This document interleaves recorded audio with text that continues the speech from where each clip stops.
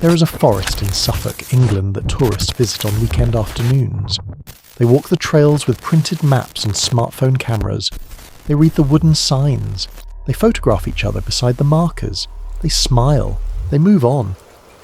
What the signs do not tell them, what no official placard acknowledges, is that in the winter of 1980, something landed in this forest that the United States Air Force could not explain. Something that moved between the trees with a blue-white glow, descended through the canopy without sound, left radiation readings in the frozen soil, and then, in the most disquieting detail of all, appeared to look back, not at the trees, at the nuclear weapons stored less than 2 miles away. This is not a story about lights in the sky. This is a story about what happens when a government realizes something far more intelligent than it has been watching its most dangerous secrets, and decides that telling the public would be the most destabilizing thing it could possibly do. This is the story of the Rendlesham Forest incident. This is the story of the document that nearly said everything. And this is the story of why, more than 4 decades later, the full truth has never officially been told. Welcome to Sleep Theories.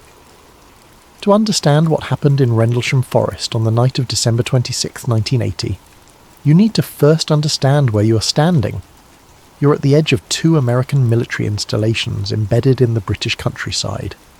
RAF Bentwaters and RAF Woodbridge, both officially operated by the Royal Air Force, but functionally home to thousands of United States Air Force personnel during the height of the Cold War.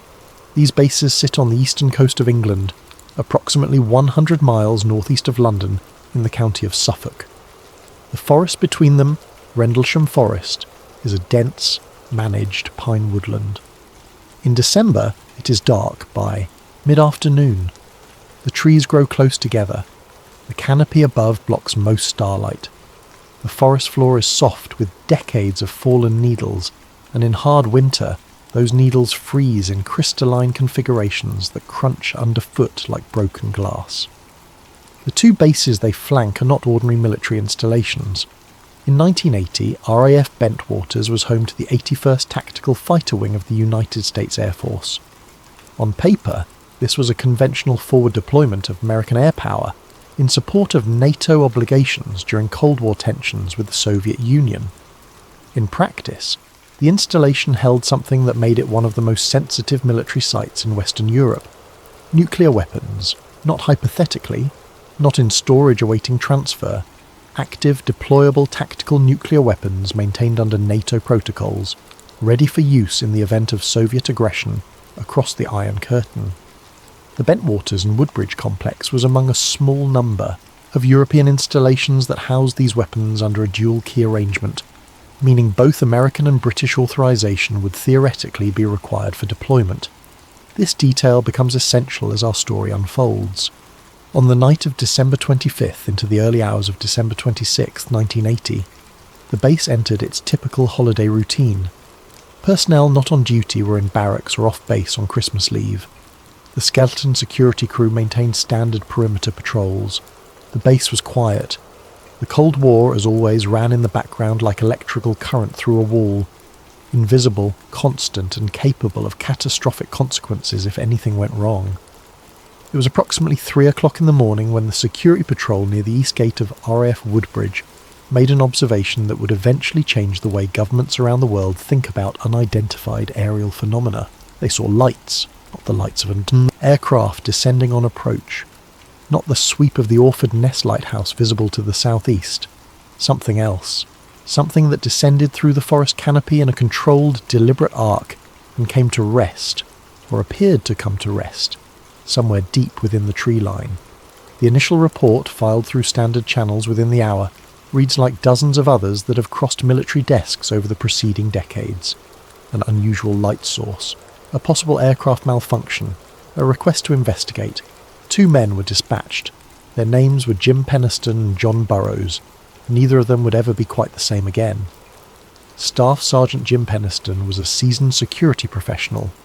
He'd served in the Air Force long enough to have developed the institutional skepticism that good military security personnel acquire over years of distinguishing genuine emergencies from false alarms. equipment malfunctions from genuine threats, and the paranoid from the perceptive. He was not, by any reasonable measure, the kind of person who would be susceptible to imagination-driven misidentification. Airman First Class John Burrows, his partner that night, was younger but equally grounded. Both men carried their training with them into the forest the way soldiers carry equipment, not consciously chosen, but always present. They entered Rendlesham Forest through the east gate at approximately 2:45 in the morning. What they observed over the next approximately 30 minutes has been described, analysed, disputed, and dissected for more than 4 decades. According to the accounts both men gave independently, accounts that have remained consistent through years of follow-up interviews, congressional testimony, and Freedom of Information Act proceedings, they encountered something in the forest that did not correspond to any known aircraft in existence. The object was triangular in shape.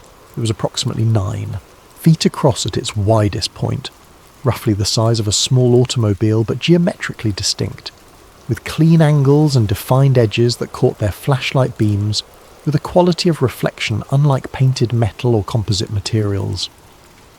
The surface had a texture. They described it as almost smooth but with subtle markings, symbols or geometric patterns etched into the hull in a configuration that neither man recognised. The craft was not touching the ground. It hovered, silent, approximately 1 foot above the frozen forest floor. Beneath it, the pine needles and thin layer of frost showed no signs of jet wash or propulsion discharge. The glow it emitted was blue-white, not blinding, but consistent and sourceless. It appeared to emanate from the surface itself rather than from any identifiable lighting fixture. Sergeant Penniston did something that no training protocol had prepared him for. He approached. At approximately 3:10 in the morning by his own account and the account of his partner, Penniston reached out and placed his hand on the surface of the craft. He would spend years trying to describe what happened in the moment of contact. The most consistent element of his account is this. After touching the craft, he began to perceive information, not visually, not audibly, something more fundamental than either sensation, a kind of direct impression of meaning that bypassed the normal channels through which human beings receive and process data. Over the following several nights, after the patrol had ended and he had filed his report and returned to his bunk, Penniston found himself writing in a notebook. Not narrative prose, not a diary entry, binary code. Sequences of ones and zeros that he recorded compulsively, as though transcribing something that already existed and simply needed to be transferred to paper. He filled page after page.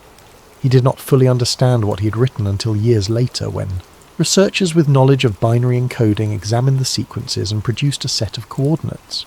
But that revelation belongs to a later part of this story. For now, in the small hours of December 26, 1980, both men stood at the edge of what they believed to be a crashed aircraft and watched it, impossibly, rise, silently, without fanfare. It ascended through the canopy as it had descended, without disturbing the branches, without producing the rotor noise or jet exhaust that any conventional aircraft of the era would require. And then it was gone. The official report filed by Penniston described unexplained lights. The language was deliberately minimal. The words were chosen not to communicate what he saw, but to communicate the minimum required by protocol, without triggering responses that neither he nor anyone on the base was prepared to navigate. The case should have ended there. Everyone expected it to. It did not. Military institutions have a particular relationship with anomalies. The standard response is to classify the anomaly, investigate it quietly, and when no satisfying conventional explanation emerges, to file it in a category of reports that acknowledges its existence without drawing attention to it. This is not deception so much as institutional self-preservation. The acknowledgement that some things, if made central rather than peripheral, will consume more organisational energy than they are worth. The Rendlesham incident did not cooperate with this approach. On the night of December 27th into December 28th, the lights returned. Base personnel observed them again. Multiple witnesses, multiple independent accounts. The lights moved between the trees with apparent intelligence, not randomly, not in straight lines, but in patterns that suggested purpose. This time, the Deputy Base Commander decided to investigate personally. Lieutenant Colonel Charles Halt was a career military officer. His record was exemplary. His judgment was considered reliable. He was precisely the kind of individual whose institutional credibility made him simultaneously the most appropriate person to lead a sensitive field investigation and the most consequential person to have witnessed what he would witness. He entered Rendlesham Forest on the night of December 28, 1980, leading a team of trained military personnel equipped with Geiger counters, night vision equipment, and standard field gear. He also carried, almost as an afterthought, a small microcassette recorder. That recorder became the most important artifact of the entire incident. The tape that Halt made over the course of the following hours captures something that no hoax, no misidentification, and no psychological explanation has ever adequately accounted for. The real-time verbal responses of trained military professionals encountering something they cannot explain. Military personnel by both training and culture maintain composure under pressure. They use clipped professional language. They describe what they observe with the precision that their discipline demands. What you hear on the Halt recording is all of this, the professional cadence, the measured vocabulary, and underneath it, threading through every syllable, the unmistakable sound of people who are genuinely frightened. At one point, Halt's voice, carefully controlled and barely concealing something that sounds very much like awe, says, "I see it too. It's back again." The object, or objects because multiple light sources appeared at various points in the recording, manoeuvred through the forest in ways that the Halt team could not explain. At one point, a beam of light descended from one of the objects toward the ground. The beam was directed. It swept. It appeared to move with intention. At one documented moment, the beam was aimed directly toward the RAF Bentwaters complex, toward the nuclear storage areas. The Geiger counters clicked. This is the detail that transforms the Rendlesham Forest incident from an interesting Cold War curiosity into something that intelligence agencies on both sides of the Atlantic took, and almost certainly still take, with profound seriousness. RAF Bentwaters in 1980 was not a secret installation in the sense that its existence was classified. It was openly known as an American Air Force base on British soil. What was not publicly confirmed, though it was broadly suspected and eventually documented through declassified records, was the presence of American tactical nuclear weapons within its storage infrastructure. Under NATO's nuclear sharing arrangements, the United States maintained tactical nuclear weapons at a number of forward positions in Western Europe. These weapons, primarily in the form of gravity bombs deliverable by tactical aircraft, existed as part of the deterrence architecture that was meant to prevent Soviet conventional forces from overrunning NATO positions. The logic was brutally simple. If Soviet tank divisions crossed into West Germany, NATO aircraft based in Britain, Germany, Italy, and elsewhere would respond with nuclear weapons.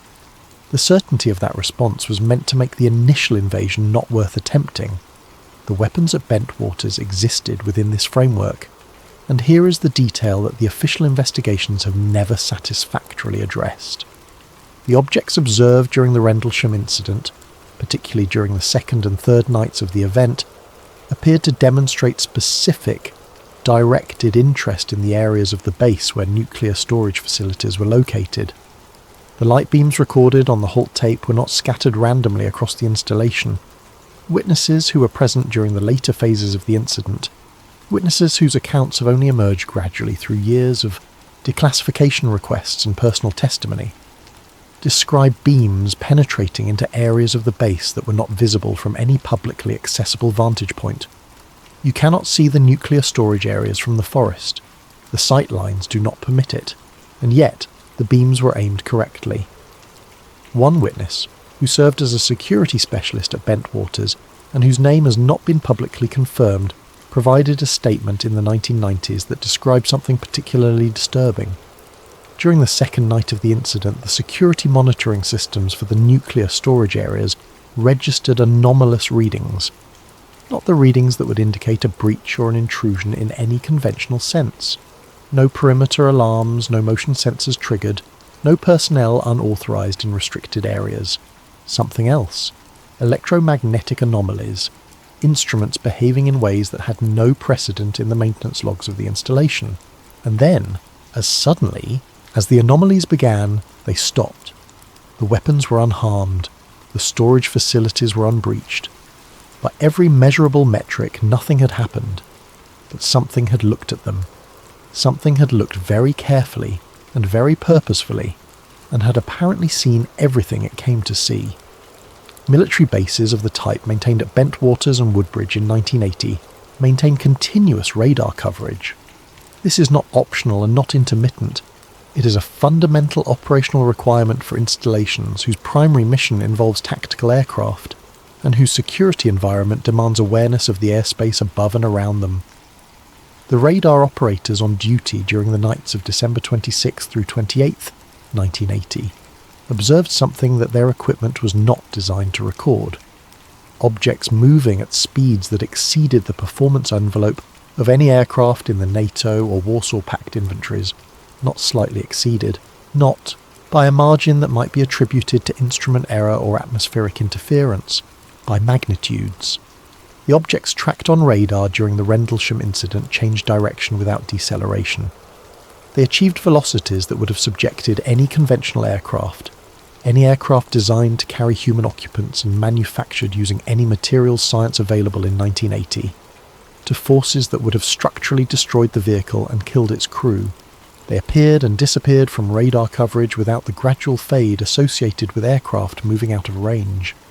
They simply ceased to register and then registered again, sometimes in positions that suggested movement faster than tracking intervals could measure.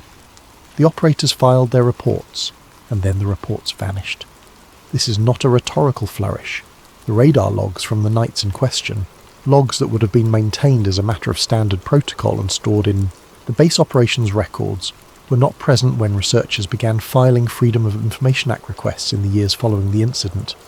They were not classified, they were not redacted, they were not found in any adjacent file or related archive. They were simply absent. Radar logs from every surrounding night of the same period are present and accounted for. Logs from the week before the incident, logs from the week after. The 3 nights in question, December 26th, 27th and 28th, 1980, produced logs that, according to the record-keeping systems of the base, do not appear to have been filed, or were filed and subsequently removed. The distinction matters enormously. Logs that were never filed suggest a decision made at the operational level. Someone in base operations choosing not to generate a permanent record of what the radar had detected. Logs that were filed and subsequently removed suggest a decision made at a higher level, someone with access to the permanent archives choosing to eliminate a record that had already been created. Either possibility is troubling. Both are consistent with a deliberate effort to ensure that the most technically verifiable evidence of the Rendlesham incident, the evidence that would have been hardest to attribute to misidentification, hallucination, or mass hysteria, would not be available for examination. The document that gives this story its title was written 18 days after the initial incident. On January 13th, 1981, Lieutenant Colonel Charles the Thus Halt typed a memorandum addressed to the United Kingdom Ministry of Defence. The memo is 1 page long. It is written in the clipped impersonal language of military correspondence, bureaucratic prose stripped of the emotional valence that would have accompanied any honest accounting of what Halt had personally witnessed in the forest. It describes, with careful understatement, what occurred during the 3 nights in question. It mentions the lights. It mentions the approach by Penistone and Burrows on the first night. It describes the patrol on the night of December 28th, and the observations made with field equipment including the Geiger counter. The final line is perhaps the most remarkable piece of official military writing produced in the 20th century on the subject of unidentified aerial phenomena. Halt writes that the observed phenomena are of a nature that he cannot attribute to any known conventional explanation. That sentence, buried in the final paragraph of a 1-page memo filed through administrative channels nearly 3 weeks after the event, is the single formal acknowledgement by a senior American military officer of an encounter that defies explanation using any known framework of aerospace technology. Everything else in the public record is either eyewitness testimony or inference. This is the document, official, signed, filed with the British Ministry of Defence, available today through Freedom of Information legislation, and it is, by the account of virtually every researcher who has examined the incident in detail, profoundly incomplete. The memo does not mention the radiation readings in any specific quantitative way. It references them obliquely, describing the ground-level readings in comparative terms that communicate abnormality without committing to a specific measurement that could be independently evaluated. The memo does not include the accounts of the witnesses who observed the objects directing beams toward the nuclear storage facilities. The memo does not include any reference to the radar anomalies that the base operators had observed and reported. The memo does not mention the Geiger counter readings taken by Halt's team at the landing site depressions, readings that would eventually be described by witnesses present during those measurements as significantly elevated above background radiation levels. What the Halt Memo includes is the minimum necessary to acknowledge that something happened, enough to satisfy any subsequent inquiry that the event was taken seriously and documented, but not enough to compel an investigation that might reach conclusions the governments of two nuclear powers were not prepared to publicly own. It is a masterpiece of controlled disclosure. It says everything by saying almost nothing. In the days following the initial encounters, security teams with radiation monitoring equipment returned to the area of Rendlesham Forest, where the objects had been observed at closest range. What they found has been described with varying degrees of specificity by witnesses over the years, but the consistent elements across multiple independent accounts paint a picture that is scientifically significant and officially unaddressed.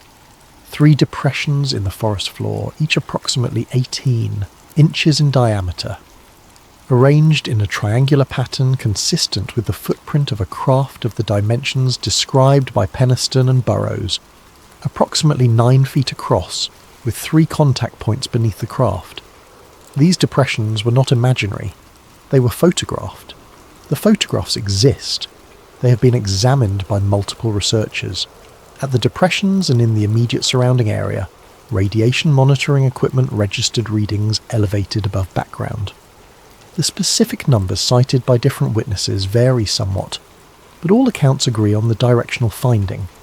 Radiation levels at the site of the apparent landing were measurably higher than the surrounding forest. Radiation does not normally accumulate in forest soil. Background radiation, the low-level ionizing radiation that exists everywhere on Earth as a result of cosmic rays, natural radioactive minerals in the soil, and atmospheric trace elements, is relatively consistent across a given geographical area.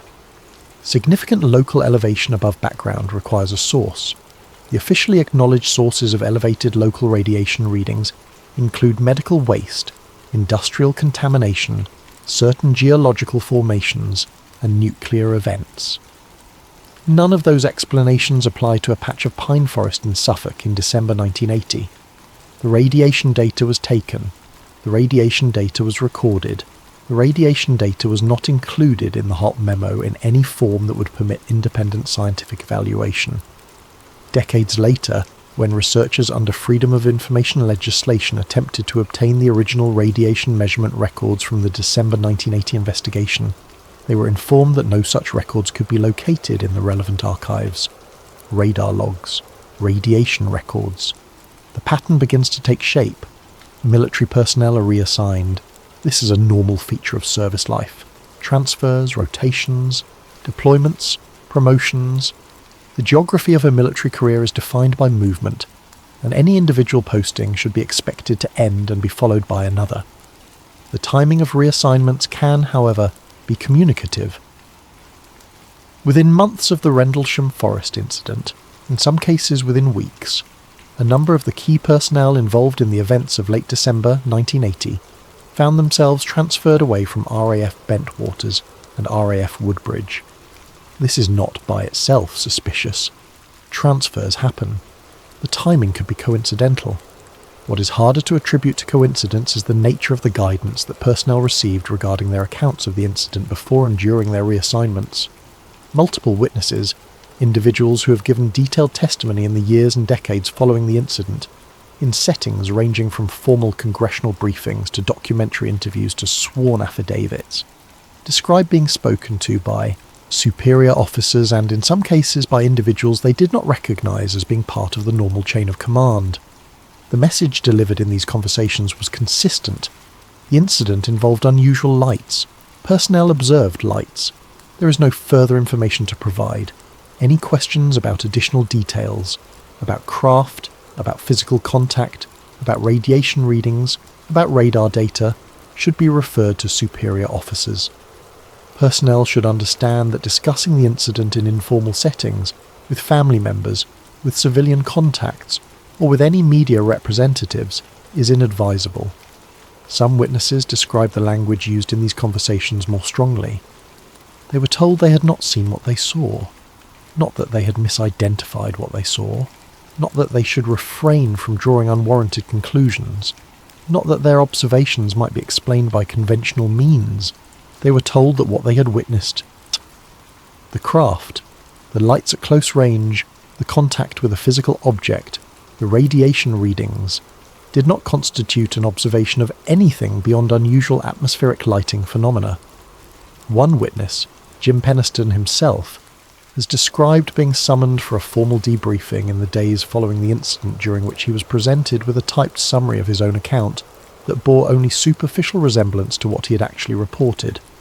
He was asked to confirm this summary as accurate. When he objected to the discrepancies, he was informed that the summary represented the official account.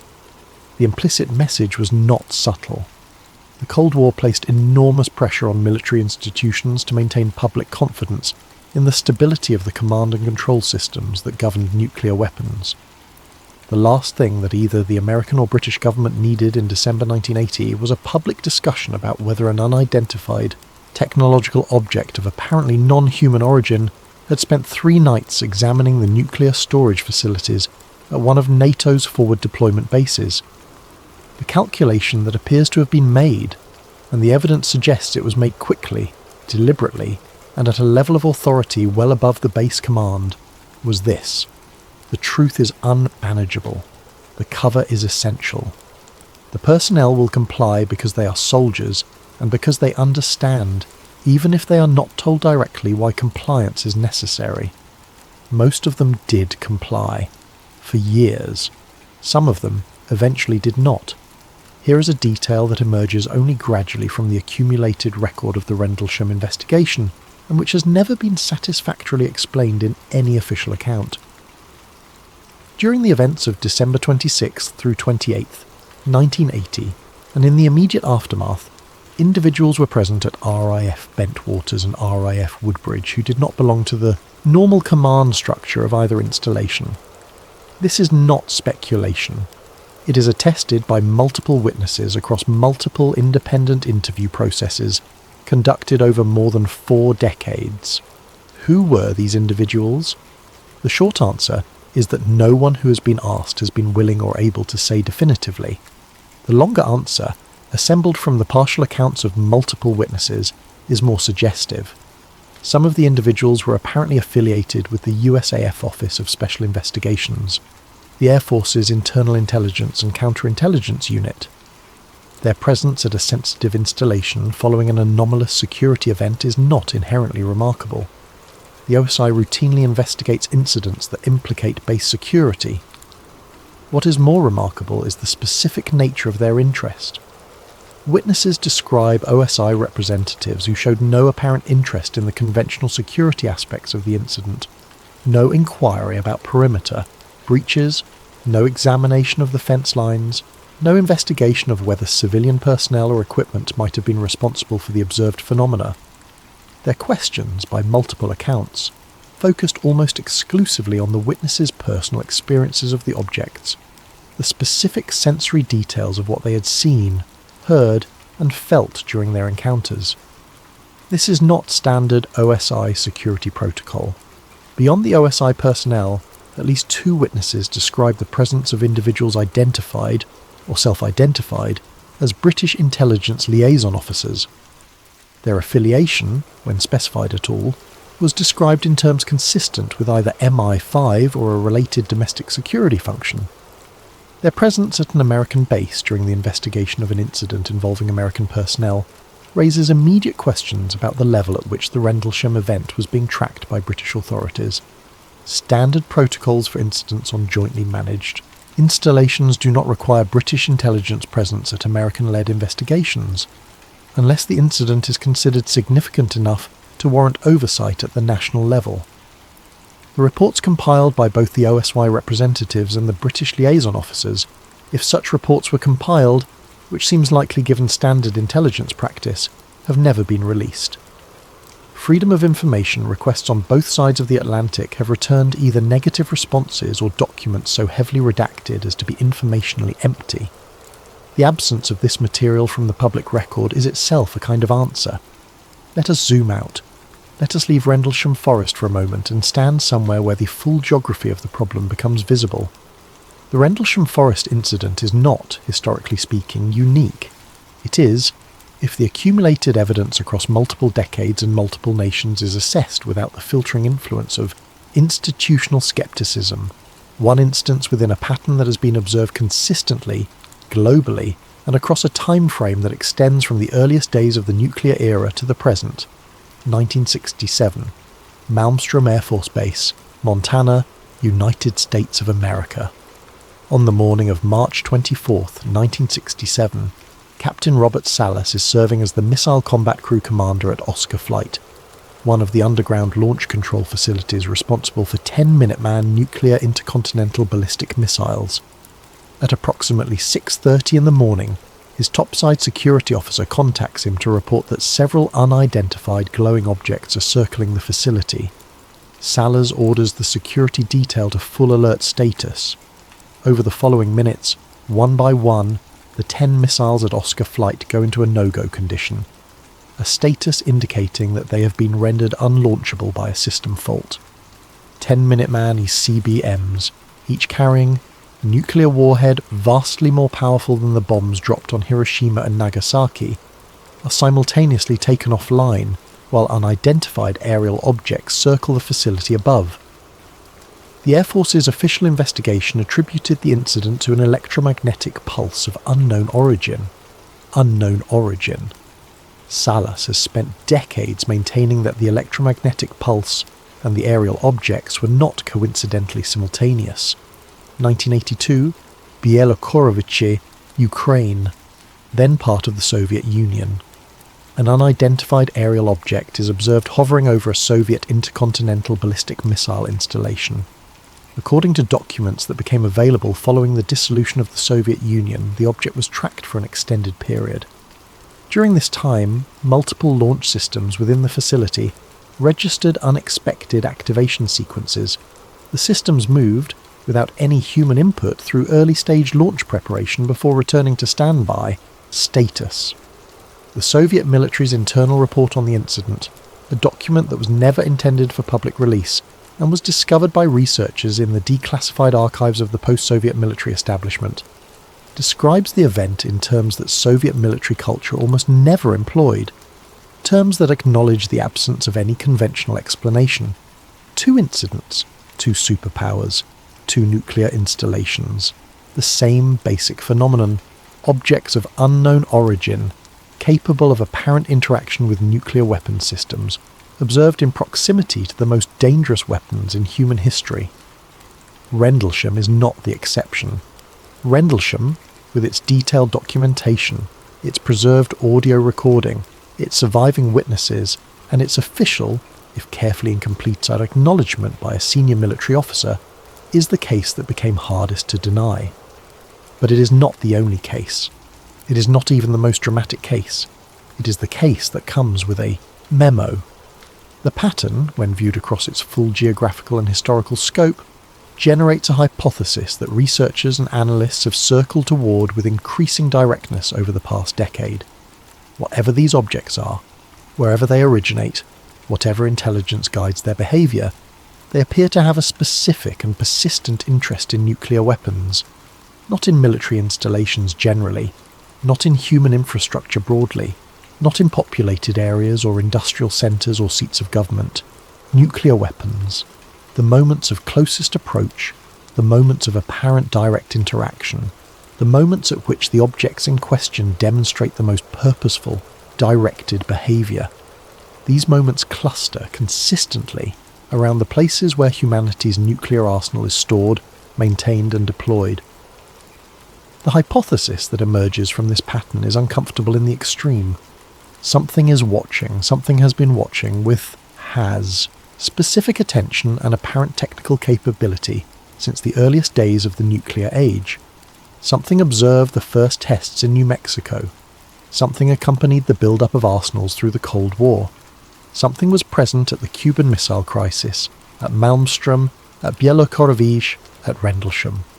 Something continues to be present, and if the recent wave of UAP disclosure in the United States, begun in earnest in 2017 and continuing through a series of congressional hearings, executive orders, and Defense Department acknowledgements through the early 2020s, is to be taken at face value, then something continues to be observed near military installations of the most sensitive designation.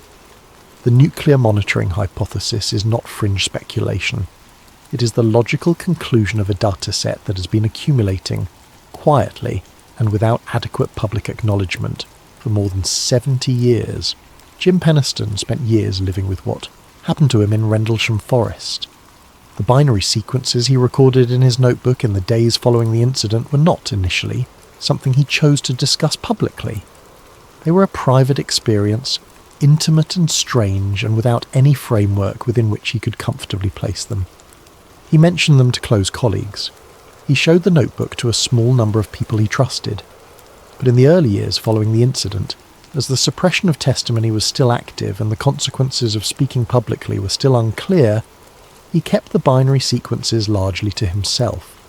It was not until years later, as the general public conversation about the Rendlesham incident evolved, as Freedom of Information requests began producing documents that validated key elements of the witness testimonies, and as a community of serious researchers built a credible body of investigation around the event, that Penniston began to share the binary sequences more broadly. When researchers with knowledge of binary encoding examined the sequences, they produced something that has never been satisfactorily explained: coordinates. The binary sequences, when decoded according to standard binary notation and expressed as geographical coordinates, point to a set of locations distributed across the planet. Among the locations identified, the Giza Plateau in Egypt. Specifically, the coordinates do not resolve to the modern city of Cairo or to the broader archaeological park, but to specific points within the complex that would be associated with the original survey positions of the Great Pyramid structures, the Nazca lines in southern Peru, the vast geoglyphs cut into the Peruvian desert surface, some covering areas of multiple square kilometres, visible only from altitude, created by a pre-Columbian culture whose specific identity and intentions remain incompletely understood, are among the coordinates indicated by Penniston's binary sequences.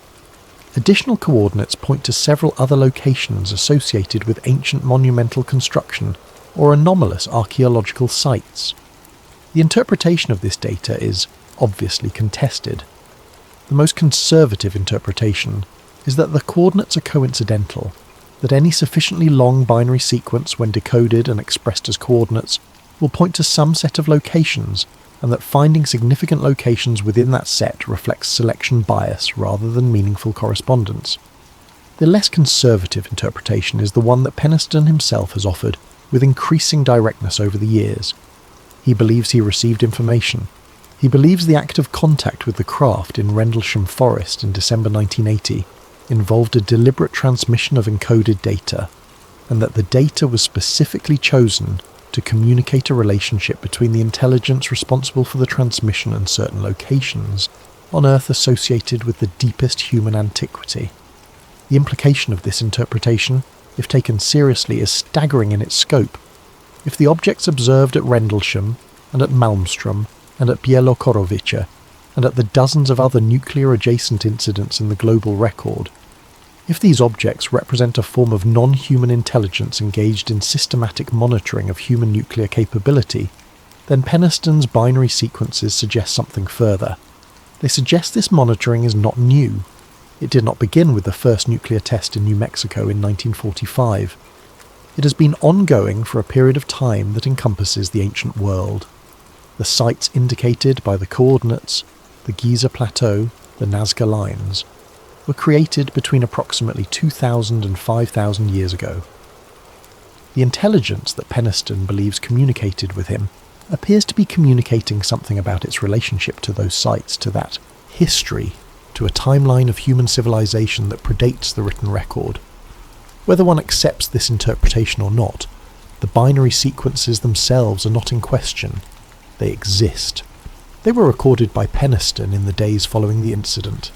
They decode to meaningful coordinates, and the locations those coordinates identify are among the most remarkable archaeological sites on Earth. Something was trying to communicate. Whether we were equipped to understand what it was saying is a different question entirely. Every investigation that reaches uncomfortable conclusions generates, in response, a comfortable counter-narrative. The counter-narrative for Rendlesham is the Lighthouse. Orford Ness is a shingle spit on the Suffolk coast, approximately 5 miles from the eastern boundary of Rendlesham Forest. Its lighthouse, active in December 1980, cast a rotating beam across the coastal landscape at regular intervals. The beam was visible from a significant area of the surrounding countryside, including, under the right atmospheric conditions, from within the forest itself.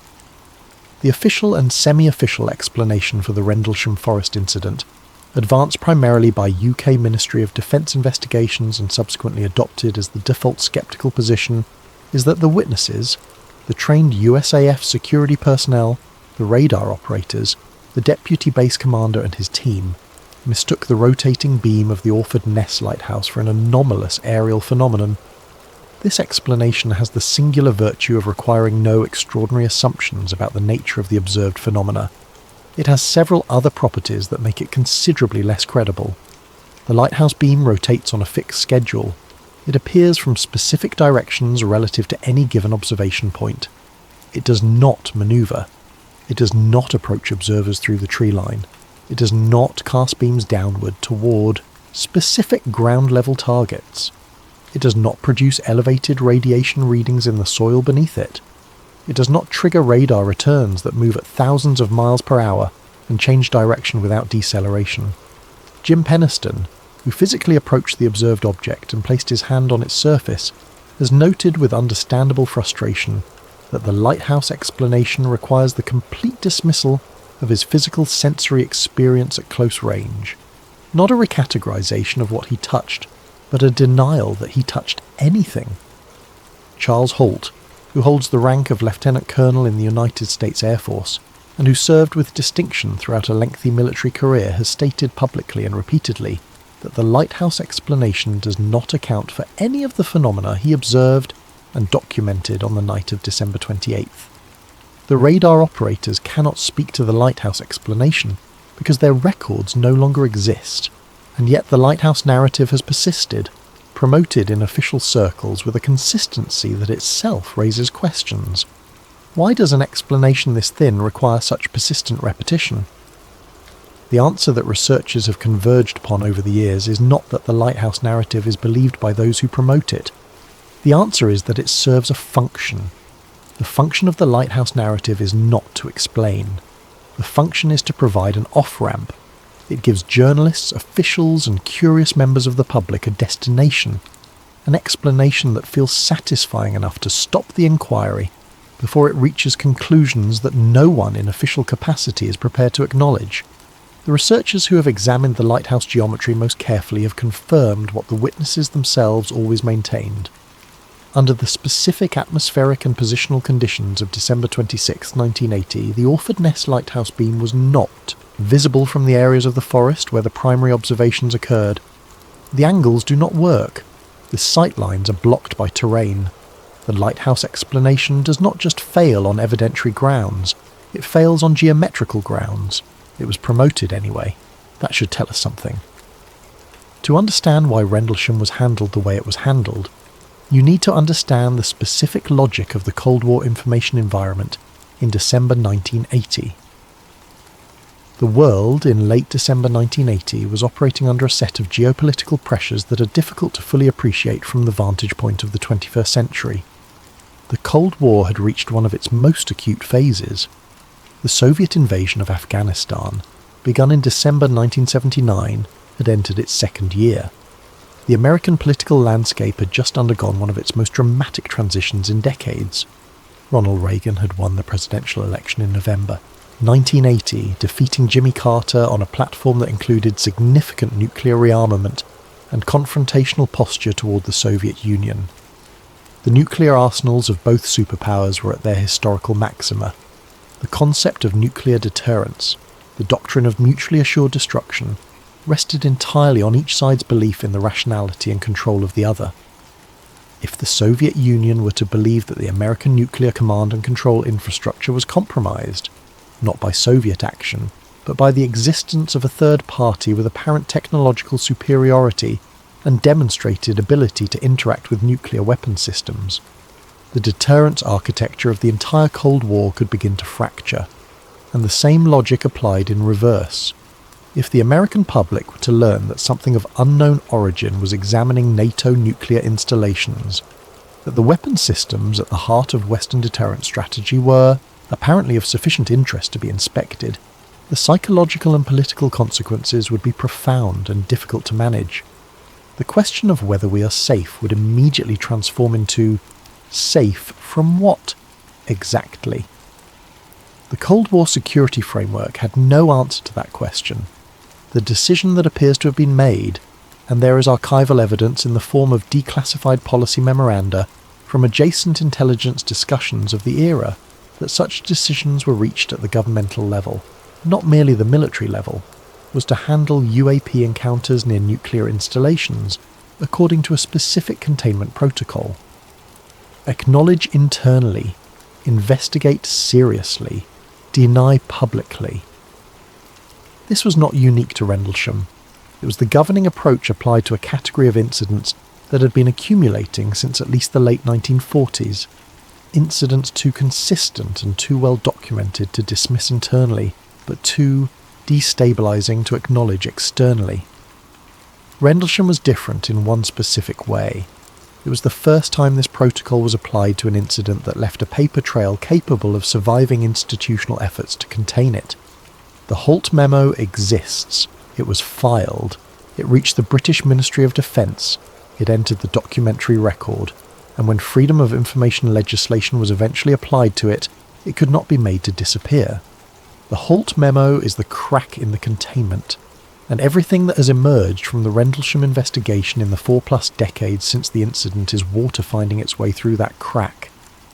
The Halt tape, the microcassette recording made by Lieutenant Colonel Halt on the night of December 28, 1980, has been publicly available in a form that runs to approximately 18 minutes. There is evidence that this is not the complete recording. The evidence comes from multiple sources. First, from Charles Halt himself, who has made statements in various interviews over the years that suggest the events of that night extended over a period of time considerably longer than 18 minutes of audio would represent. Second, from witnesses present during the patrol who have described events occurring after points in the sequence that correspond to the end of the known tape. Third, from researchers who have noted technical inconsistencies in the known recording that are consistent with editing rather than simply the end of a recording session. The most striking testimony regarding the extended tape comes from a source that has never been fully identified publicly, an individual whose account emerged through one of the researchers who has spent decades working the Rendlesham case, and who is described only as a former military communications specialist with knowledge of the original recording's handling. According to this account, the recording that exists in the public domain was not a reproduction of the original tape. It was a copy, made from an edited version of the original, from which a segment of unknown but apparently significant length had been removed before the copy was made. What was in the removed segment?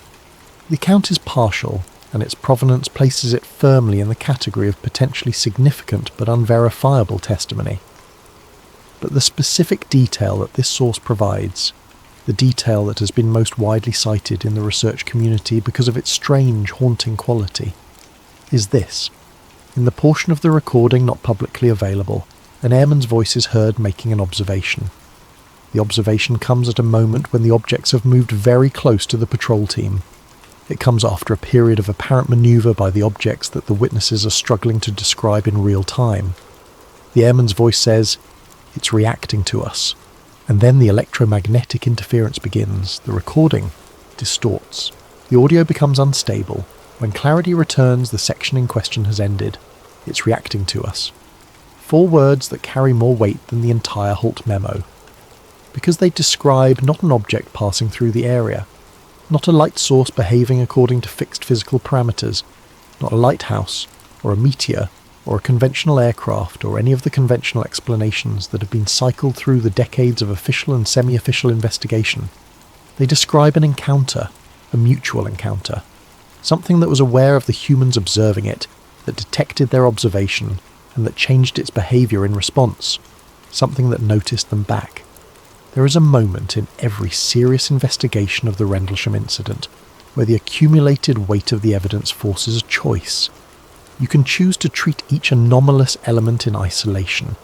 The radiation readings explained by coincidental geological variation, the radar data explained by equipment malfunction, the missing logs explained by administrative error, the witness testimony explained by mass hysteria and misidentification, the Halt Memo explained as an officer overreacting to a mundane event he was too far from the obvious explanations to recognise. You can make each of these individual accommodations. They require significant intellectual effort, and they require you to treat the combined testimony of dozens of trained military professionals as somehow less reliable than the assumptions of institutional normalcy. But each accommodation is, in isolation, technically available, or you can accept the alternative. The alternative is that the Rendlesham Forest incident was not an accident of misidentification. It was not a hoax. It was not a mass delusion. It was not a lighthouse. It was a monitoring event. Something with access to technology that significantly exceeds anything that existed in December 1980 or based on the most recent public documentation of UAP encounters, anything that has been publicly acknowledged to exist today, made a deliberate choice to examine the nuclear weapons stored at RAF Bentwaters. It did so over 3 consecutive nights. It approached close enough to be observed and documented by multiple trained witnesses. It interacted, through beam projections, through apparent electromagnetic effects, through whatever mechanism of communication was used to transmit binary data to Jim Penniston, with the humans it encountered, and then it left, or appeared to leave. Because here is the most sobering aspect of the nuclear monitoring hypothesis, the element that gives the story its most unsettling dimension. The pattern did not stop at Rendlesham. The Soviet incident at Bielokorovich occurred 2 years later, in 1982. UAP encounters near nuclear installations, encounters documented by radar operators, by missile launch crew personnel, by security teams, continued through the 1990s, the 2000s, and into the current decade.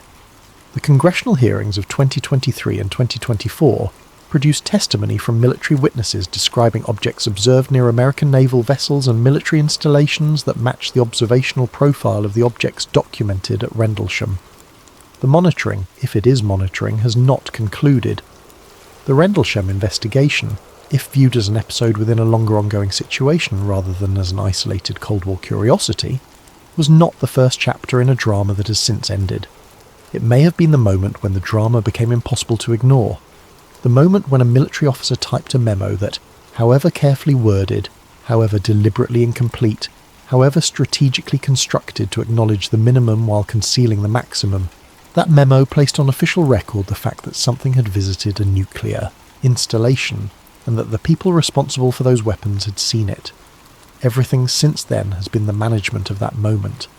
Rendlesham Forest today is a public recreation area. The Forestry Commission of England maintains the trails.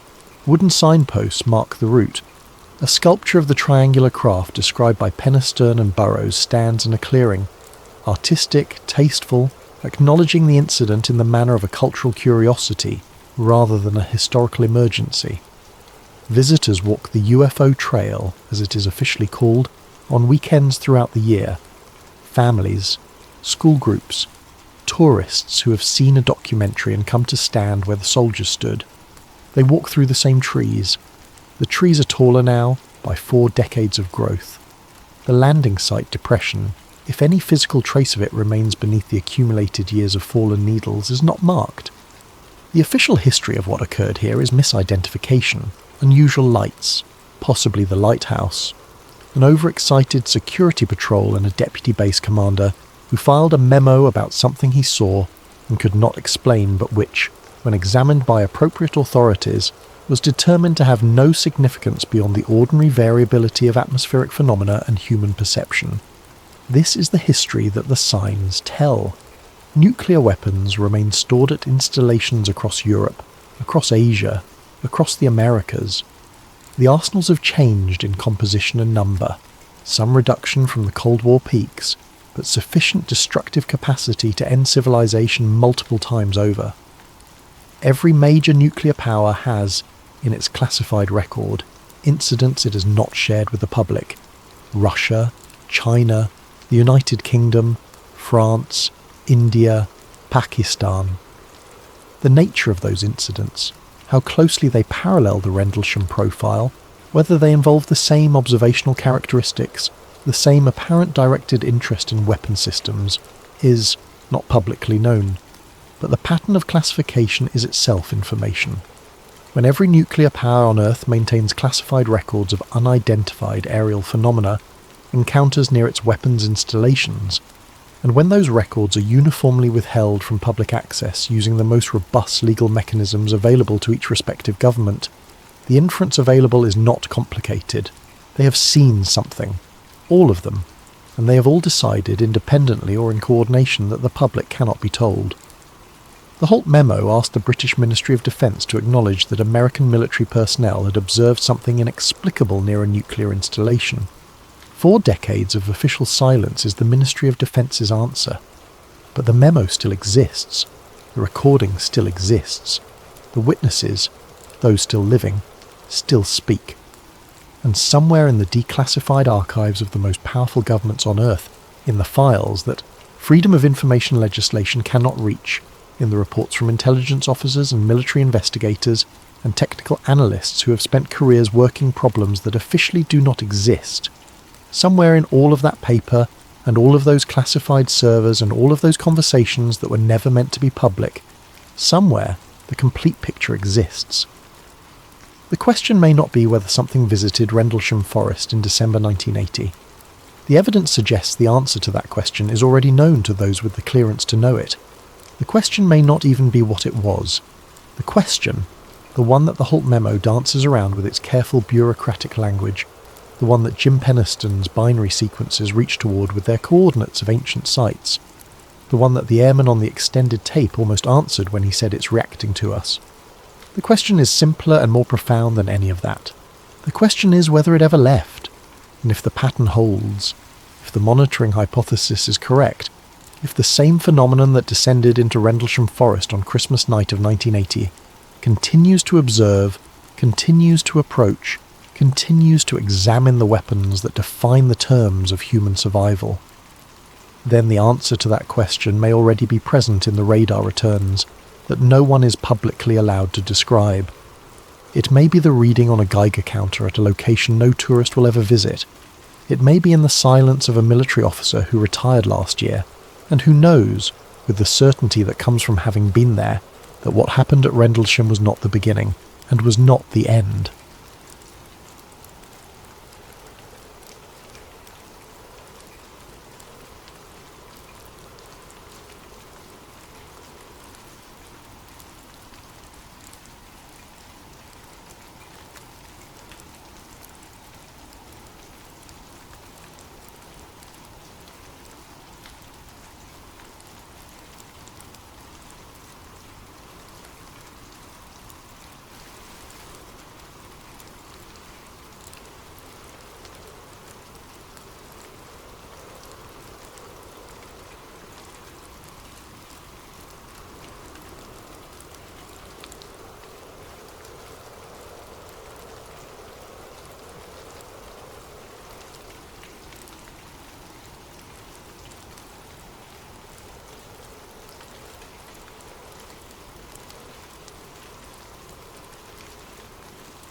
What if the deadliest attack on a United States naval vessel since World War II wasn't an accident at all?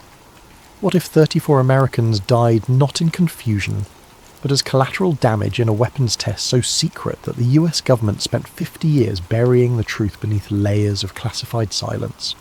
Before we dive into this story, I want to give a massive thank you to Mr. Hill420 and so many others who suggested this topic. Your curiosity drives these investigations, and I'm grateful for it. If you have ideas for future videos, drop them in the comments below. Now let's explore what really happened on June 8th, 1967 in the Eastern Mediterranean, and why the echoes of that day still reverberate through classified channels today. Act 1. The Silence Before the Storm. June 8th, 1967, 1400 local time. Eastern Mediterranean, 25 nautical miles off the Sinai coast. The USS Liberty cut through calm waters under a flawless Mediterranean sky. At 455 feet long and displacing over 10,000 tons, the modified Victory-class cargo ship looked unremarkable, a rusting relic of World War II pressed back into service. But appearances deceived. Bristling with antennas, microwave dishes, and SIGINT collection arrays, Liberty was the NSA's floating ear in the Middle East, listening to a region on the brink of tearing itself apart. The Six-Day War had erupted 4 days earlier. Regional powers clashed across ancient battlefields, while Cold War superpowers watched nervously from the sidelines. The Soviet Mediterranean squadron lurked just over the horizon. American forces maintained a tense neutrality, and through it all, Liberty listened. Below decks, in the cramped research spaces that reeked of coffee, cigarette smoke and hot electronics, 45 cryptologic technicians from the Naval Security Group worked in shifts. They monitored everything: military communications, diplomatic channels, encrypted transmissions from ships and aircraft across the region.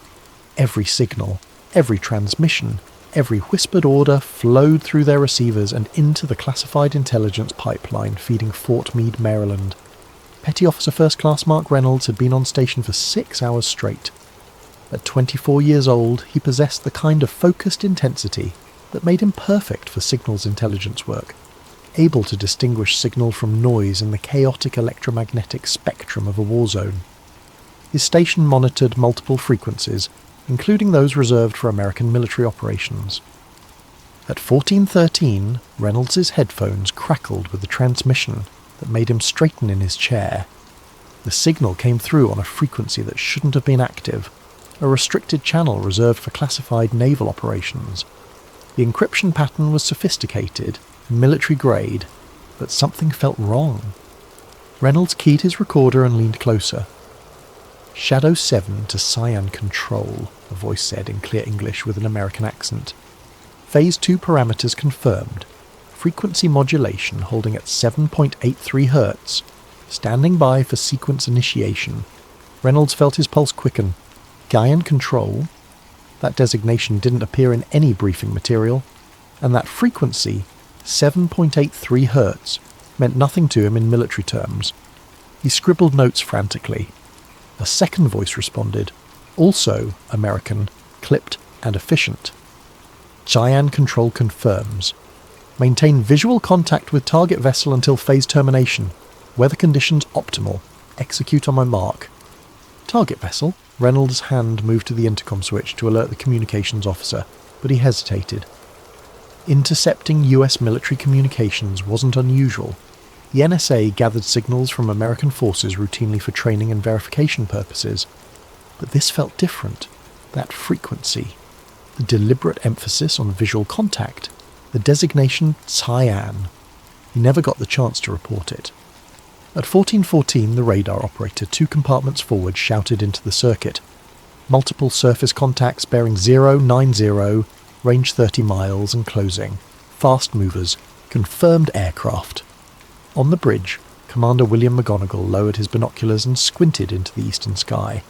He'd been tracking distant aircraft for the past 20 minutes, reconnaissance flights he'd assumed.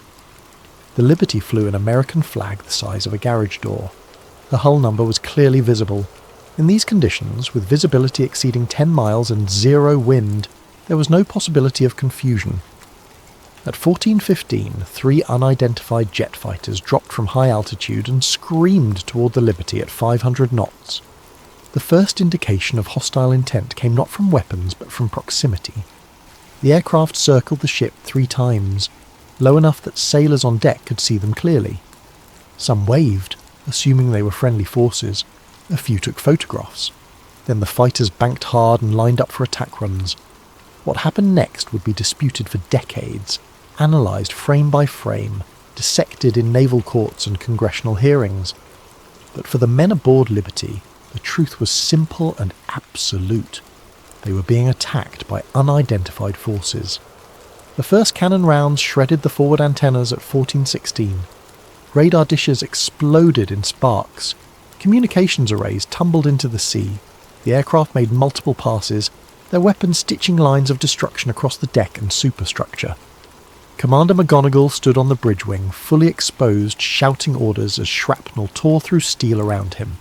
He wouldn't leave his post, wouldn't abandon the con even as the windows exploded inward and instrument panels sparked and died. Below decks, Reynolds clutched his headphones as the compartment shook. The overhead lights flickered. Then, through the static and interference, he heard it again, that American voice, calm and analytical. Sine wave sequence maintaining coherence. Phase 2 progressing nominally. His recorder was still running. At 14:24, the fighters broke off. For 8 minutes, an eerie quiet descended. Damage control teams scrambled topside. The wounded screamed for corpsmen. Fires burned in 3 compartments. Then sonar picked up high-speed screws. 3 unidentified torpedo boats emerged from the coastal haze, their decks crowded with sailors manning deck guns. They opened fire immediately, 40mm and 20mm rounds hammering the Liberty's hull, shredding life rafts, killing sailors who'd made it to the deck. At 14:31, one of the boats fired a torpedo. The torpedo struck the Liberty on the starboard side, below the waterline, directly beneath the signal's intelligence spaces. The explosion ripped through the research compartments like a fist through tissue paper. Bulkheads buckled. Seawater rushed in. 25 men died instantly, crushed or drowned in the flooding. Mark Reynolds survived only because he'd been thrown against a bulkhead by the blast. Unconscious, bleeding, half submerged in rising water, he clutched his recorder as shipmates dragged him through the darkness toward the ladders. The attack continued for another 40 minutes. By the time the attacking forces withdrew at 15:30, Liberty was a floating wreck. 34 men were dead. 171 were wounded. The ship listed heavily to starboard, fires still burning, taking on water. But she didn't sink, and below decks, in the flooded research spaces, a magnetic tape labelled Sine Wave Intercept 6867 floated in the darkness, sealed inside Reynolds' waterproof recorder bag. Act 2. The Inquiry. September the 1967. Naval Court of Inquiry. Malta. The official inquiry convened 3 months after the attack, far from American shores and prying media. Rear Admiral Isaac Kidd Jr. presided, a stern-faced officer with 30 years of service and a reputation for thorough investigation. The court's mandate was clear: determine what happened, who was responsible, and whether Liberty's crew bore any fault for their own casualties. From the beginning, something felt wrong. Witnesses testified to crystal-clear weather, a clearly marked American flag, the ship's hull number visible for miles. They described the methodical nature of the assault, not frenzied combat, but deliberate targeting of antennas and communications equipment. Some testified to seeing torpedo boats machine-gunning life rafts. The official explanation came swiftly: a case of mistaken identity during a chaotic regional conflict. Foreign forces had confused Liberty for an enemy vessel. Tragic but understandable in the fog of war, sincere apologies, compensation offered.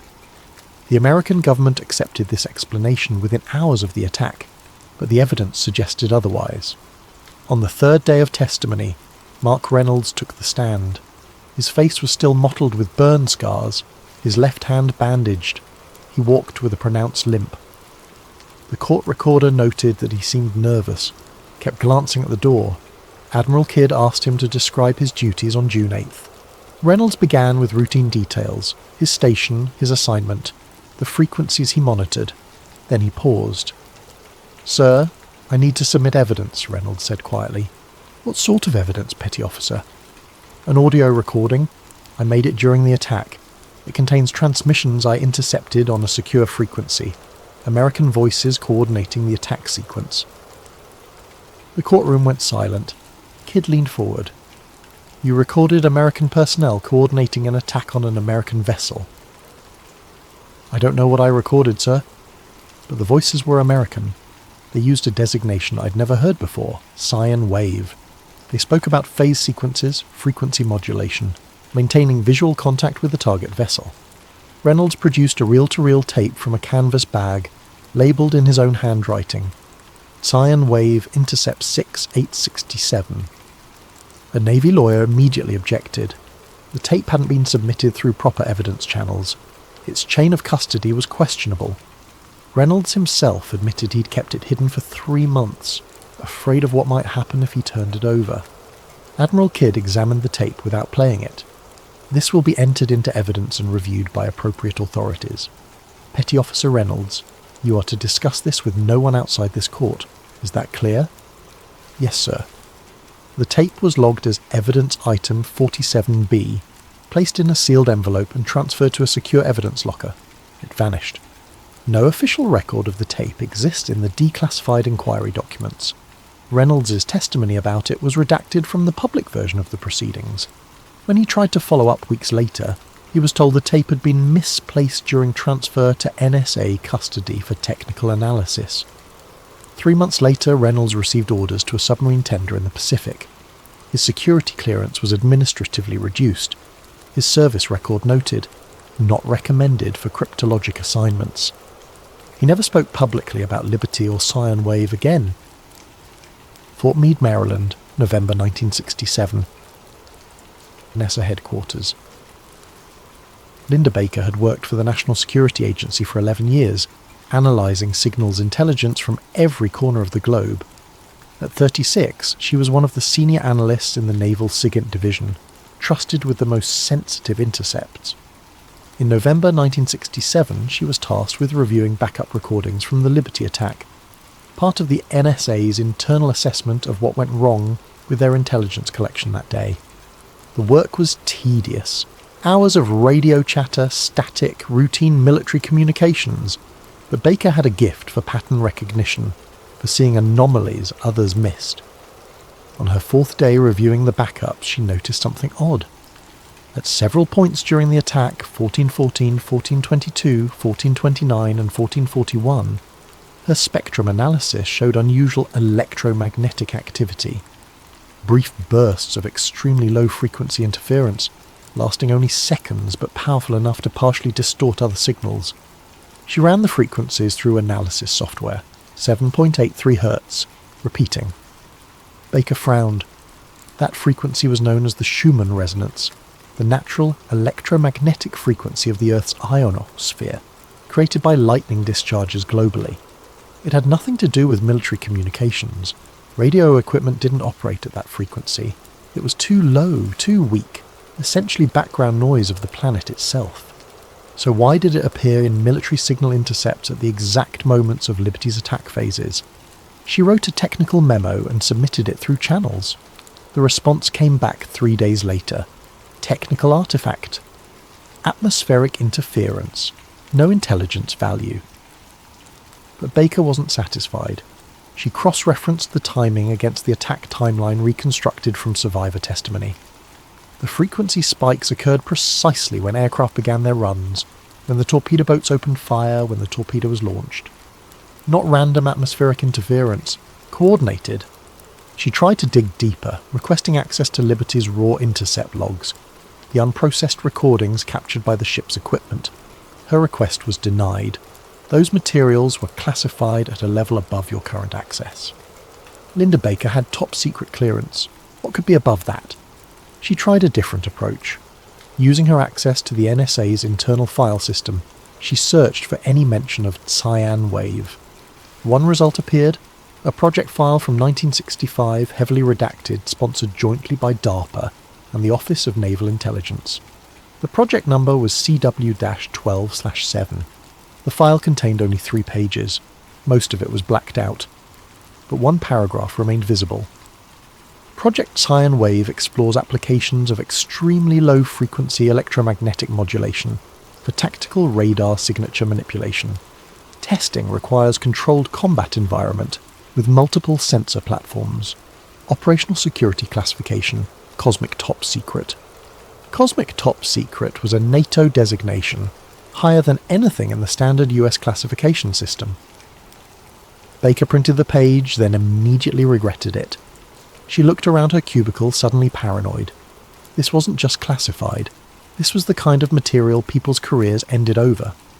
She folded the page into her purse and deleted her search history. That night she typed a summary of her findings and mailed it to herself at her home address. If something happened to her at work, if these files disappeared, or she was suddenly reassigned, at least she'd have proof she'd seen them. 2 weeks later, her supervisor called her into a meeting. NSA Security was conducting a routine review of database access logs. Nothing to worry about, just standard procedure.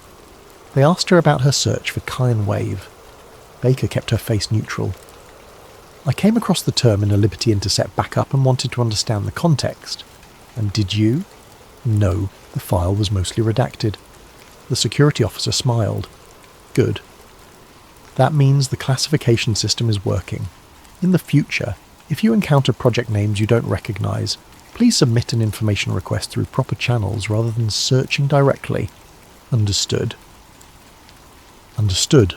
She wasn't reassigned, her clearance wasn't revoked, but the message was clear: some doors stay closed. Linda Baker returned to her routine work, analysing intercepts from Vietnam and the Soviet Union. She never searched for Scion Wave again, but she kept that printed page hidden in a safety deposit box. Act 3. The Declassified Ghost. 2003 to 2017. The Long Thaw. In the years following the Cold War's end, the intelligence community slowly began declassifying historical materials under the Freedom of Information Act. Thousands of pages from the 1960s and 70s filtered into public archives, NSA operational summaries, CIA memoranda, military intelligence assessments. The USS Liberty attack, still controversial decades later, attracted particular attention from researchers and conspiracy theorists. Survivors had formed advocacy groups. Journalists had written books questioning the official mistaken identity narrative. The government maintained its story quietly but firmly. In 2003, the NSA released the first batch of Liberty-related intercepts, heavily redacted but enough to confirm that the agency had been monitoring communications in real time during the attack. Linda Baker, now retired and 72 years old, read about the release in the Washington Post. She'd thought about that day in 1967 occasionally over the decades, wondered what had really happened to that tape, whether anyone else had noticed those strange frequency spikes. She requested her old security clearance be reactivated, a privilege available to retired intelligence personnel for consulting work. The approval took 6 months, but eventually she received her credentials and access to the NSA's historical archives in College Park, Maryland. She spent 3 weeks reading through the declassified Liberty materials. Most of it she'd seen before: the attack timeline, intercept summaries, damage reports. But then she noticed something. In the official NSA summary from June 1967, the page numbers jumped.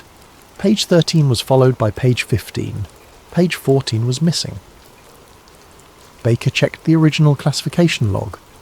Page 14 had been titled Classified Naval Operations, Coordination with Advanced Research Projects. That page remained classified. She submitted a FOIA request for page 14 specifically. The response took 2 years. Denied. Material still classified in the interest of national security. But Baker had spent 11 years at NSA. She knew how to read around redactions, how to find information in metadata and file structures. She started pulling every document from 1967 that referenced classified naval operations in the Mediterranean. Most were routine: submarine deployments, carrier group movements, Soviet naval tracking operations, Then she found it. A budget document from early 1967, listing project expenditures for the Office of Naval Research. Buried in a table of appropriations, CW 12/7, Field Test Coordination, $8.7 million. The date range, May 15th, 1967 to June 30th, 1967, exactly covering the period of the Six-Day War. Baker's hands trembled as she photographed the page with her phone. After 50 years, proof that sine wave wasn't a phantom, wasn't something she'd imagined. She kept digging. Over the next 2 years she found fragments. A 1968 memo from DARPA referencing successful field demonstration of phase cancellation radar spoofing technology in operational environment. A 1970 patent application, US Patent 5,159,703, for electromagnetic signature modulation device, listing 3 inventors from Raytheon Advanced Systems and the Naval Research Laboratory.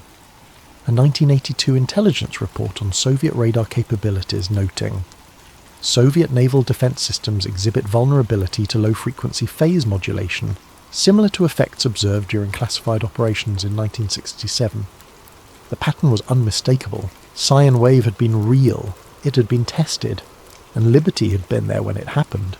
But why attack the ship? If Liberty was collecting data for the NSA, if this was an American military operation, why would they attack their own intelligence vessel? Unless Liberty wasn't supposed to be there, unless the ship's presence was unauthorized, and its advanced listening equipment threatened to record something that was never meant to be recorded. Unless Liberty itself was the target, not by foreign forces, but by elements within the US military, conducting a weapons test that required complete secrecy. 2017. The breakthrough. In March 2017, the NSA released another batch of Liberty documents, the most extensive yet, over 3,000 pages. Researchers around the world began combing through them. Linda Baker, now 86 and fighting lung cancer, received a call from James Wilson, a historian at the Naval War College who'd been studying Liberty for 2 decades. "Linda, I found something," Wilson said, "in the intercept logs. There's a reference to your name." "What kind of reference?" "A memo from December 1967. Subject: Analyst concerns regarding low-frequency interference in Liberty intercepts. It says you submitted a technical report about unusual electromagnetic readings during the attack. Did you?" "Yes. They told me it was atmospheric interference. The memo says your analysis was forwarded to something called the Advanced Concepts Group for evaluation.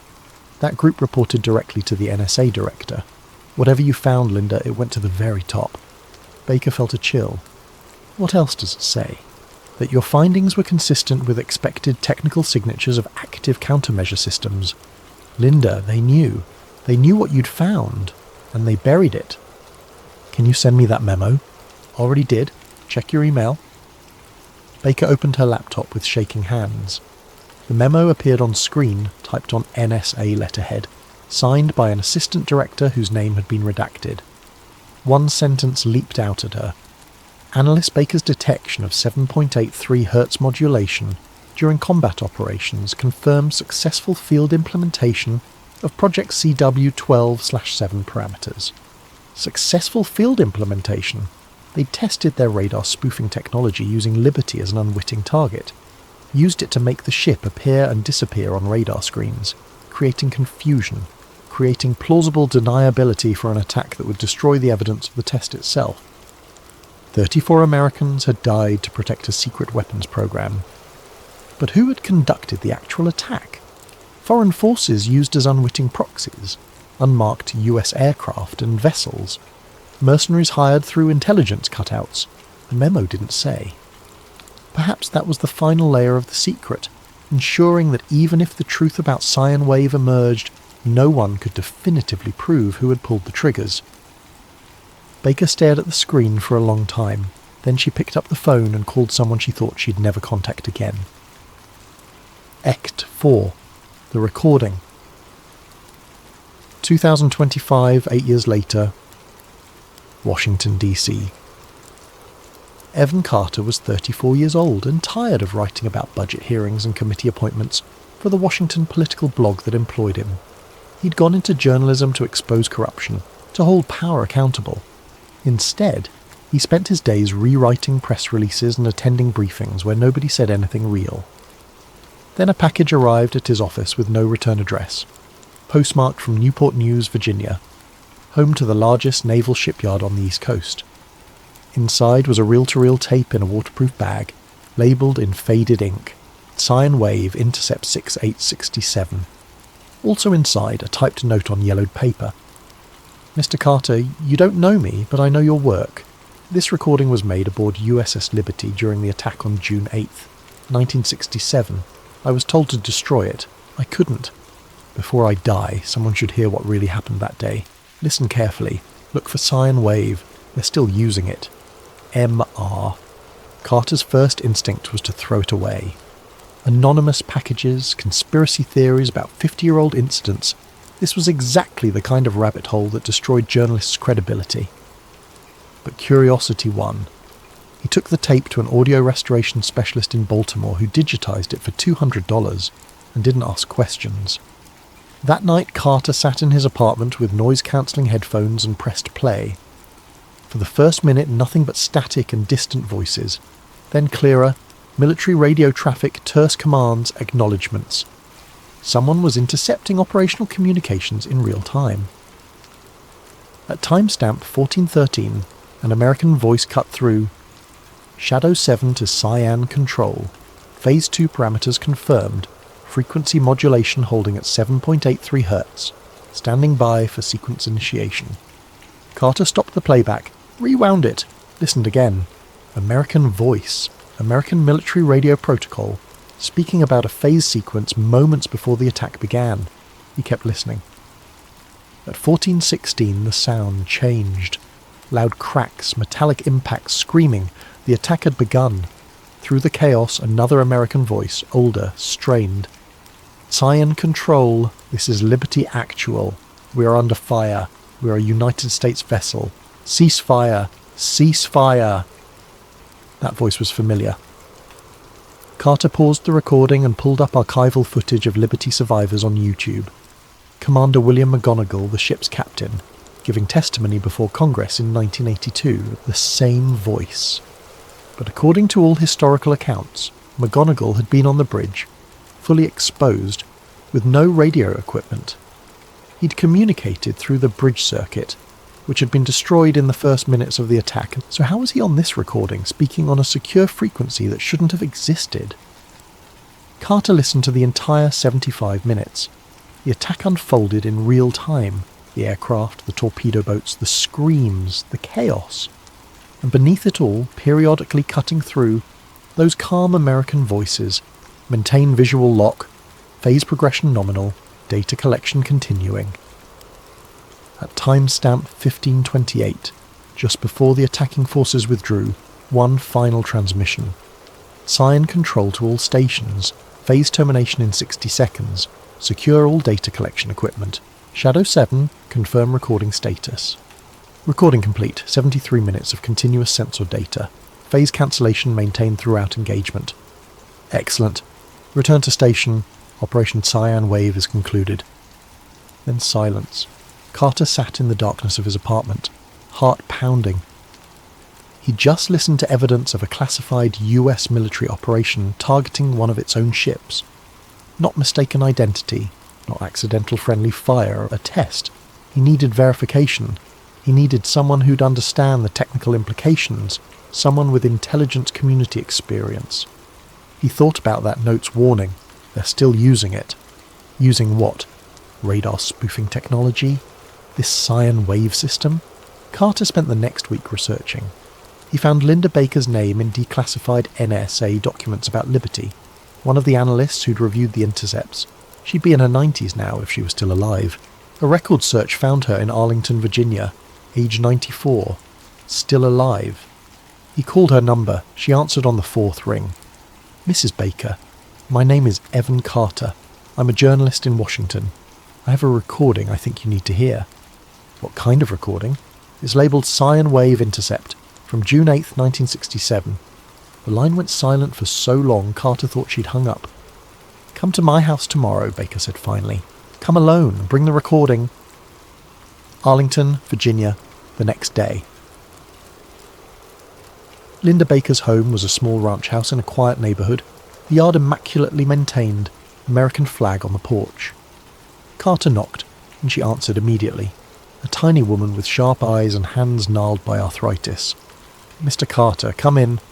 Her living room was neat, military precise, walls covered with framed photographs.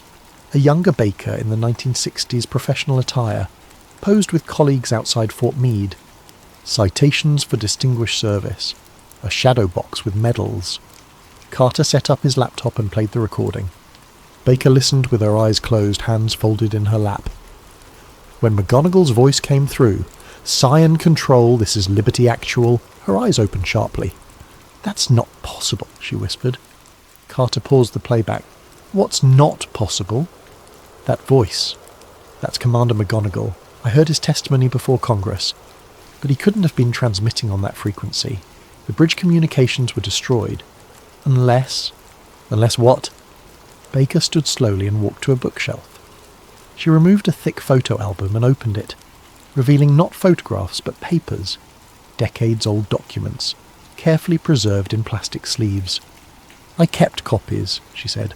"Things I wasn't supposed to keep. Things I thought might matter someday." She showed Carter the 1967 memo referencing the 7.83 Hz frequency spikes, the budget document listing sine wave funding, the patent application for electromagnetic signature modulation. It was a test, Baker said.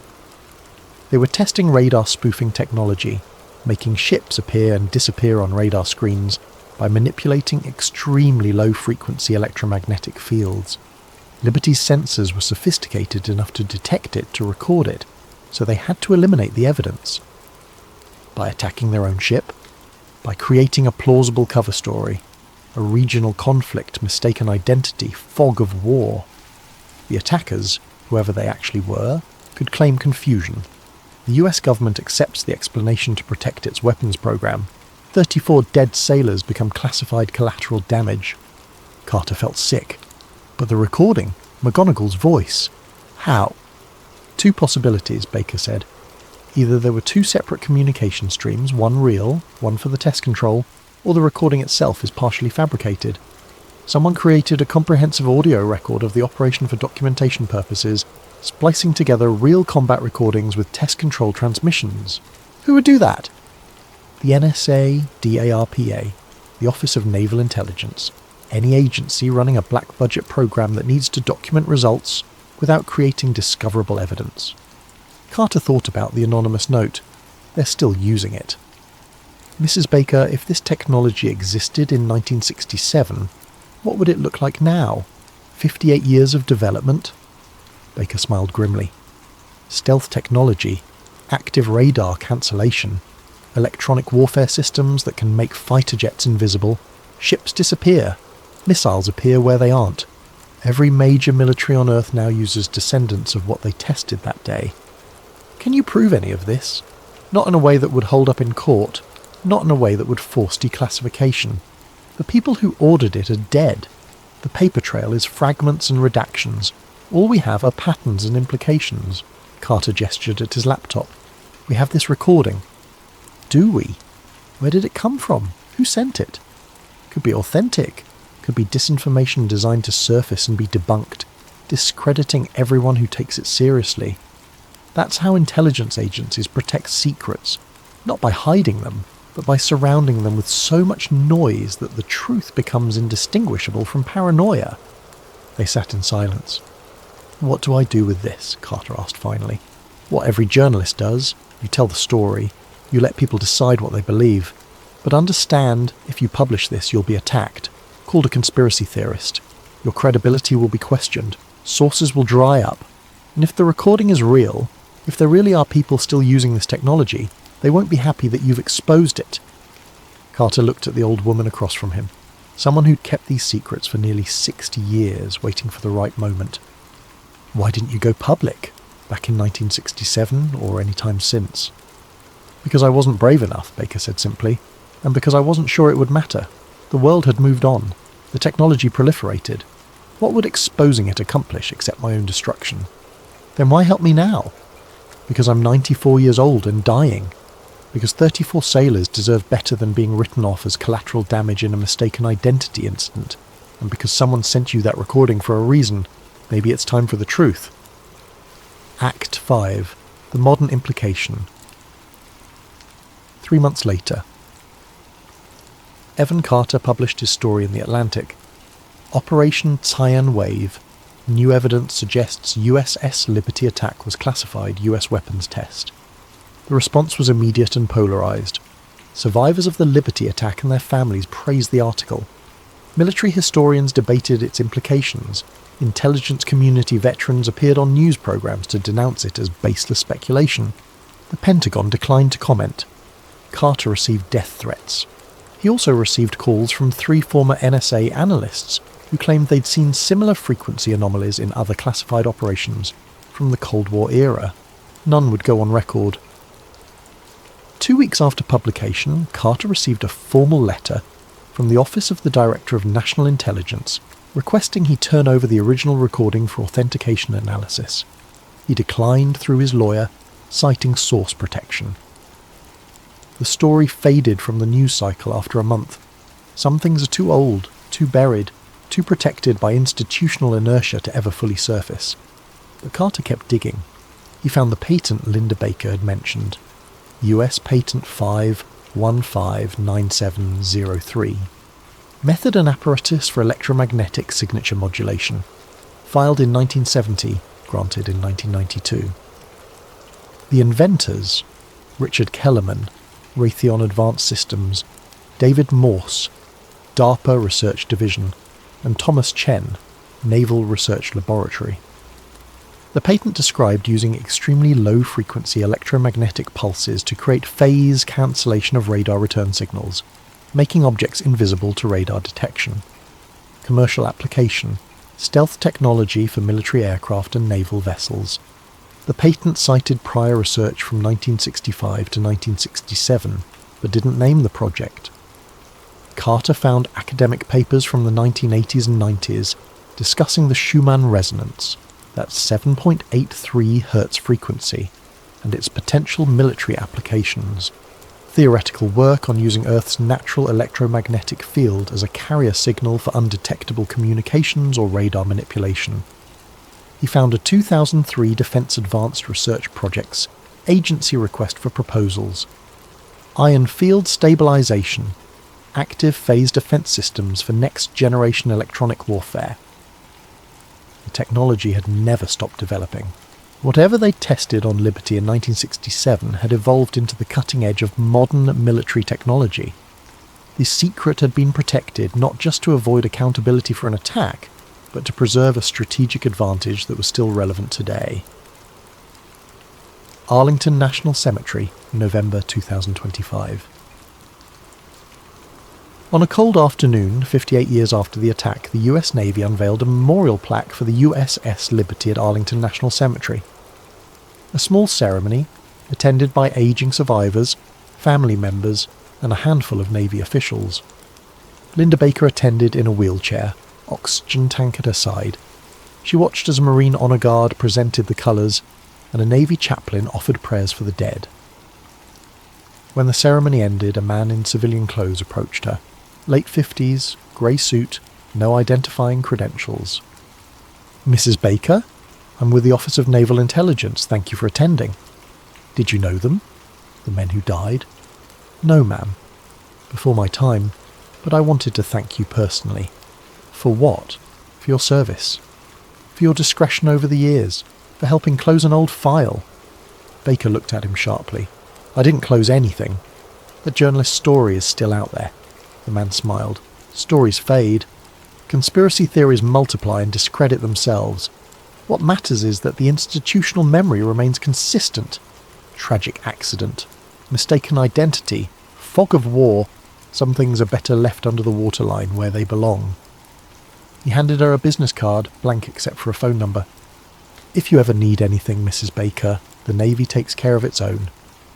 He walked away before she could respond. That night, Baker sat in her living room, too tired to sleep. She thought about Mark Reynolds, whoever he was now, whatever had happened to him. She thought about the men who died on liberty. She thought about all the secrets she'd kept and all the years that had passed. Her computer chimed. Incoming email. The sender address was a random string of characters, no subject line. She opened it. The message contained only 2 lines of text and an audio file attachment. Echo phase reactivated. Frequency 7.83 Hz detected. Eastern Med Array. Baker's hand trembled as she clicked the attachment. A waveform appeared on her screen. Audio data, time-stamped from the earlier that day. She plugged in her headphones and pressed play. At first, nothing. White noise. The hiss of distant ocean monitoring equipment. Then, gradually emerging from the background, a low rhythmic pulse. Steady. Measured. Precisely 7.83 Hz. The same frequency she detected 58 years ago. The pulse continued for 30 seconds, growing slightly louder, more distinct, and beneath it so faint she had to turn the volume to maximum. Something else. Not random noise. Pattern. Structure. Multiple voices overlapped and distorted, speaking in fragments. Phase alignment confirmed. Target lock acquired. Maintain visual until... Cyan control. Baker's breath caught. These weren't recordings from 1967. The audio quality was too clean, too digital. This was new, current, happening right now. She checked the timestamp again. November 15th, 2025, 1413 UTC. The exact same time the Liberty attack had begun, 58 years earlier, 1413 local time in the Eastern Mediterranean. It wasn't a coincidence. It couldn't be. Someone was running the system again, in the same location, at the same time, either as a test, a demonstration, or an actual operation. The audio file continued playing. The pulse grew stronger, more insistent, until it began to synchronize with something else. A deeper rhythm, slower, familiar. It took her a moment to recognize it. A heartbeat. Human heartbeat rhythm. Approximately 60 beats per minute. The electromagnetic pulse was modulating to match it, as if the technology itself had evolved to interface with biological rhythms, making it harder to distinguish from natural background noise.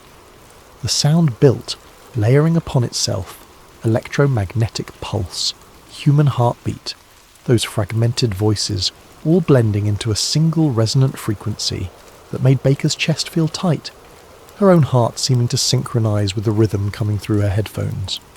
At exactly 60 seconds, the audio cut out. Silence. Baker sat frozen, headphones still on, staring at her computer screen. The email had already disappeared from her inbox. She checked her deleted folder, her spam folder. Nothing. As if it had never existed. But the audio file was still on her desktop, and she tried to open it again. The file was corrupted, 0 bytes, unreadable. Someone had sent her evidence of an active operation and then remotely erased it, leaving her with nothing but memory and the knowledge that after 58 years, Cyan Wave wasn't history.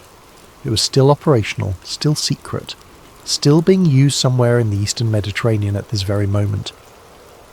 Baker closed her laptop and sat in the darkness of her living room.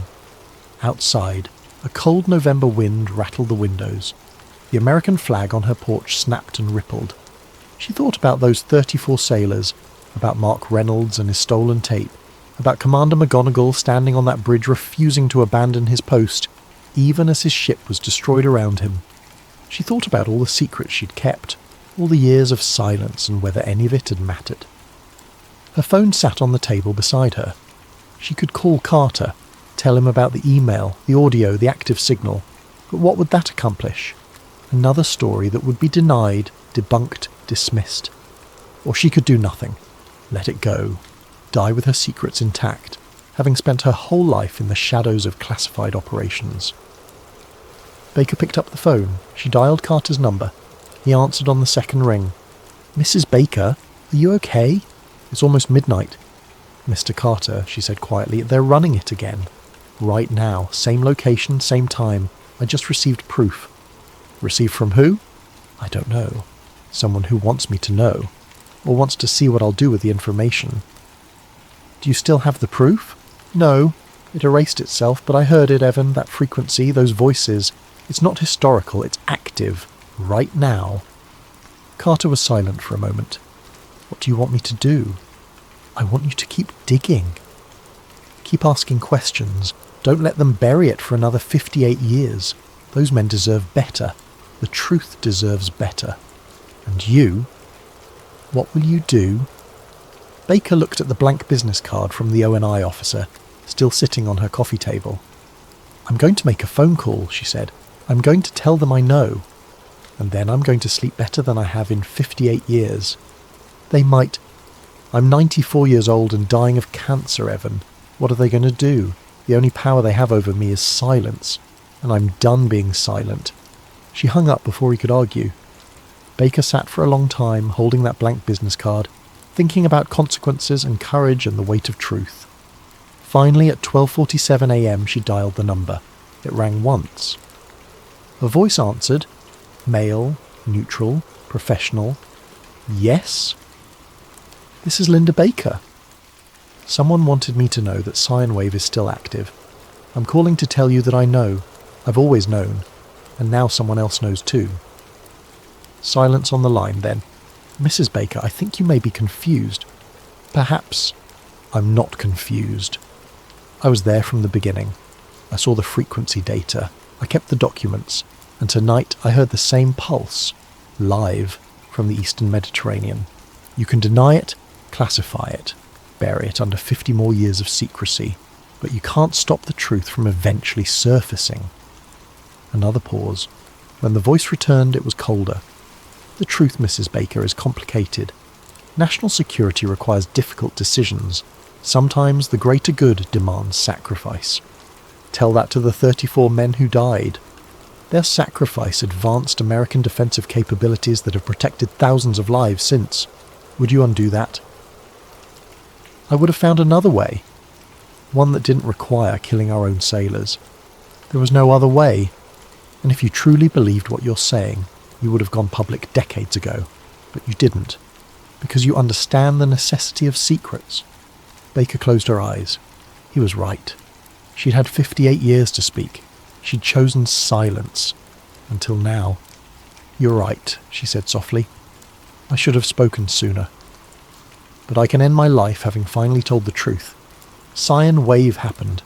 It's still happening. And people deserve to know. No one will believe you without proof. And you have none. Maybe. But I'm not the only one who knows anymore. And eventually secrets always surface.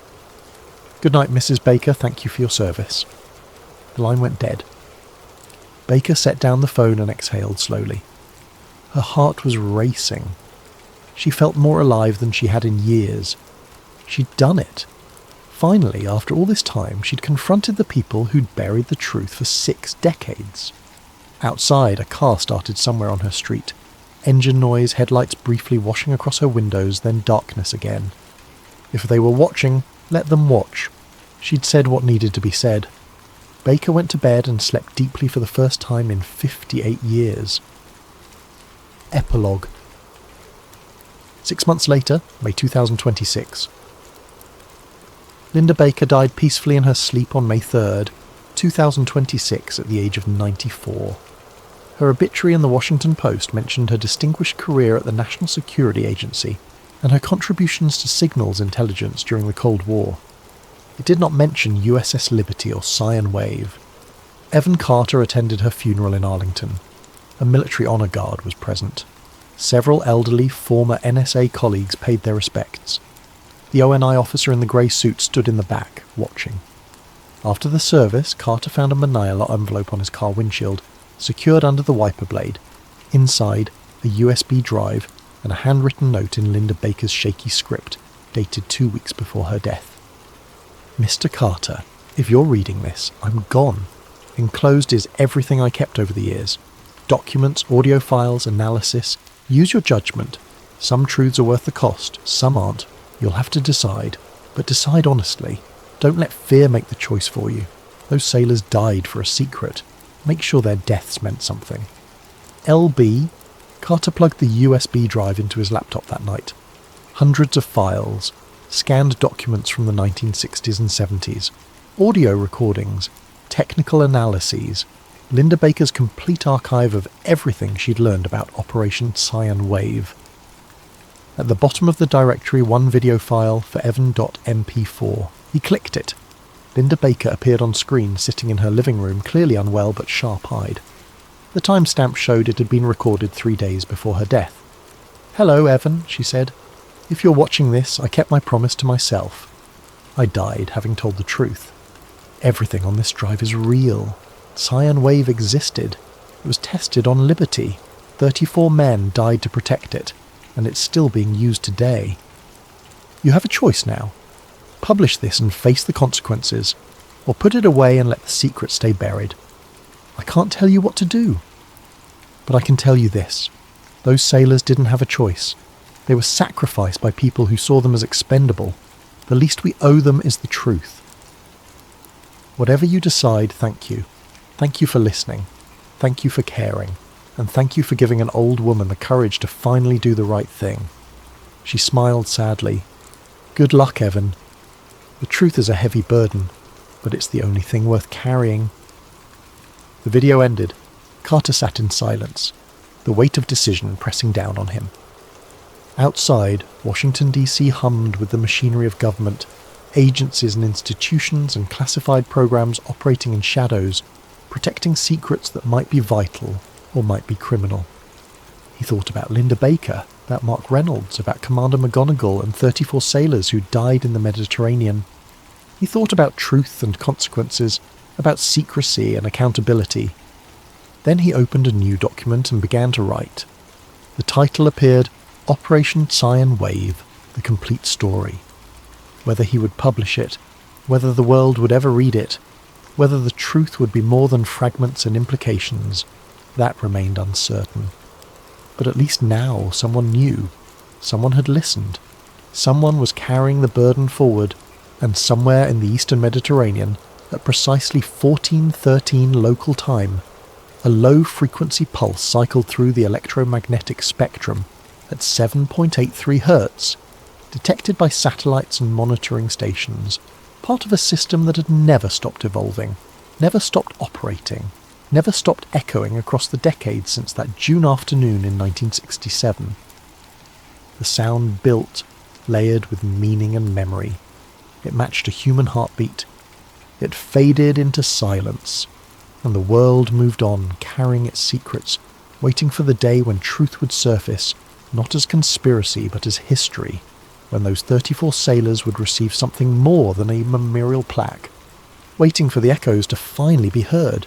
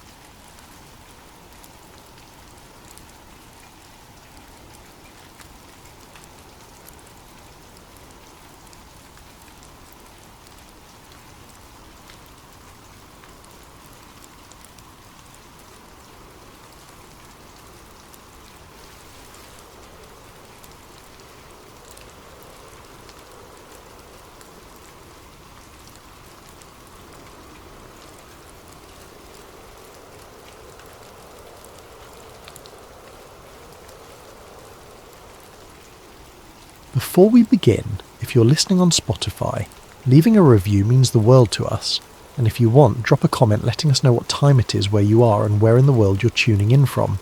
We absolutely love seeing where everyone is listening, and of course, if you enjoy the content, subscribing really helps us keep bringing you these stories. Now let's get into it. They say power whispers, but in the California redwoods, beneath trees that have stood for centuries, power doesn't need to speak at all. It simply gathers and waits. Part 1. The recording. The camera was hidden in a hollowed-out book.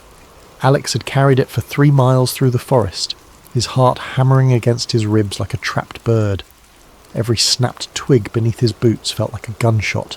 Every shadow between the towering redwoods seemed to shift and watch.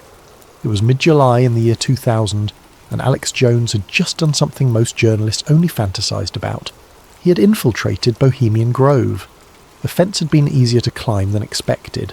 No electric wire, no guards with dogs, just chain link and darkness and the smell of California pine heavy in the summer air. He'd studied satellite photos for weeks, memorised the layout, waited until the first night of the encampment when security would be focused inward, not out. The reconnaissance had taken months. Alex had spoken with former employees, kitchen staff who'd signed non-disclosure agreements, maintenance workers who'd seen things they couldn't legally discuss. Each conversation had been careful, coded. One former groundskeeper had drawn a map on a napkin in a diner outside Monterey, then burned it in the ashtray before leaving. Another had simply said, "First Saturday night, after dark, stay in the trees." Now he crouched behind a massive redwood trunk watching. The bark pressed against his back, rough and ancient. Somewhere in the distance an owl, a real one, called out into the night. The sound seemed like a warning. Through the trees he could see firelight, hear voices, low, rhythmic, chanting. The sound rolled through the grove like distant thunder, raising goosebumps along his arms despite the warm night. It wasn't the words that unsettled him. He couldn't make those out yet, but the tone, the unified cadence of dozens of voices speaking as one. He pressed record. The camera captured what most of the world would never see. Dozens of figures in dark robes gathering in a clearing. At the centre stood something that didn't belong in any California forest. A stone owl towering 40 feet high, its blank eyes reflecting the flames below. The owl's face was impassive, carved with an almost Egyptian quality. Ancient, knowing, indifferent to human concerns. The ceremony was called the cremation of care. Alex didn't know that yet. He only knew that some of the most powerful men in America were standing in the darkness, wearing hoods, chanting at a stone idol while something burned in an effigy at its base. The effigy was human-shaped, wrapped in fabric, suspended above the flames by chains. As it burned, the chanting grew louder. His voice echoed across the clearing, amplified, theatrical, speaking in archaic language about casting off the burden of conscience, about freedom from responsibility, about 2 weeks of pure indulgence without guilt. Alex's finger stayed on the record button, even as every instinct screamed at him to run. He filmed for 17 minutes before he heard footsteps behind him. Heavy boots on forest floor, multiple people, moving with purpose. Security had spotted him, or someone had reported movement in the restricted zone. When he finally escaped back over that fence, footage secured, his hands were shaking so badly he could barely drive. His shirt was soaked with sweat despite the cool night air. He didn't stop at the motel where he'd been staying. He drove straight through, 5 hours back to the Bay Area, checking his rearview mirror every 30 seconds. The video would be uploaded within days. And the question it raised was simple, haunting, and impossible to fully answer. Why do the world's most powerful men gather in total secrecy to perform rituals in the woods? Part 2, The Beginning. 128 years earlier, in 1872, 5 men sat in a San Francisco tavern and decided to start a club. They were writers, journalists, artists, men who valued culture over commerce, poetry over profit. They called themselves bohemians, wanderers, freethinkers, people who rejected the rigid social structures of Gilded Age America. The founding members were modest in means but ambitious in spirit. Henry Edwards, a journalist for the San Francisco Examiner. James Bowman, a struggling painter whose landscapes never sold. Joseph Redding, a poet whose work appeared in small literary magazines nobody read. They met in cheap taverns, rented rooms above bakeries for meetings, staged plays in borrowed theatres. The Bohemian Club was born from good intentions. Their motto, borrowed from Shakespeare's A Midsummer Night's Dream, was elegant. Weaving spiders come not here. It meant business and politics were forbidden. Only art mattered, only creativity, only the meeting of minds unchained from the pursuit of wealth. For 27 years it stayed that way. The club met in the city. They performed plays, read poetry, debated philosophy. Membership was exclusive but modest. Journalists who couldn't afford lavish lifestyles, painters who worked in cramped studios, musicians who played for passion instead of pay. Annual dues were kept low deliberately, to ensure artists could afford to participate. Then, in 1899, everything changed. The club purchased 2,700 acres of ancient redwood forest north of San Francisco in Sonoma County. The money came from a wealthy patron, an industrialist, named William Crocker, whose father had built the Central Pacific Railroad. Crocker wasn't an artist, he was a banker, but he appreciated culture, or so he said, and he wanted to support the club's vision. They called it Bohemian Grove. The first summer encampment was held that same year. 2 weeks of camping, drinking, performing plays beneath the trees. Members slept in tents, cooked over campfires, staged elaborate theatrical productions on outdoor stages they built themselves. It was supposed to be an escape, a place where creative souls could breathe. But money always follows beauty, and power always follows money. Within 5 years, the membership had shifted. Bankers joined, claiming an appreciation for the arts. Railroad executives attended performances and asked to become members. Oil magnates from Southern California heard about the Grove and requested invitations. The artists noticed, of course. They complained in private letters, in journal entries that would be discovered decades later. One founding member wrote, "We built a sanctuary from wealth, and wealth has followed us here. They dress as we do, speak as we do, but they are not us. They are tourists in our world." But the club needed money. Maintaining 2,700 acres of pristine forest wasn't cheap, and the wealthy patrons were generous. They funded new cabins, improved facilities, hired staff to manage the property. All they asked in return was membership, access.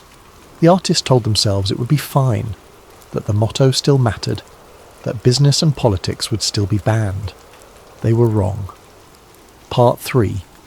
When the poets left. By 1905, the membership roles had shifted completely. Where there had once been struggling writers, there were now railroad tycoons. Where there had been painters, there were now bankers. Industrialists joined, oil magnates, men whose decisions shaped markets, cities, entire regions. The original artists didn't leave immediately. They stayed, watching their club transform around them. Some adapted, finding wealthy patrons among the new members. Others grew bitter, attending less frequently, until they stopped coming altogether. A few died, their obituaries noting their founding membership in the Bohemian Club, a detail that meant less with each passing year.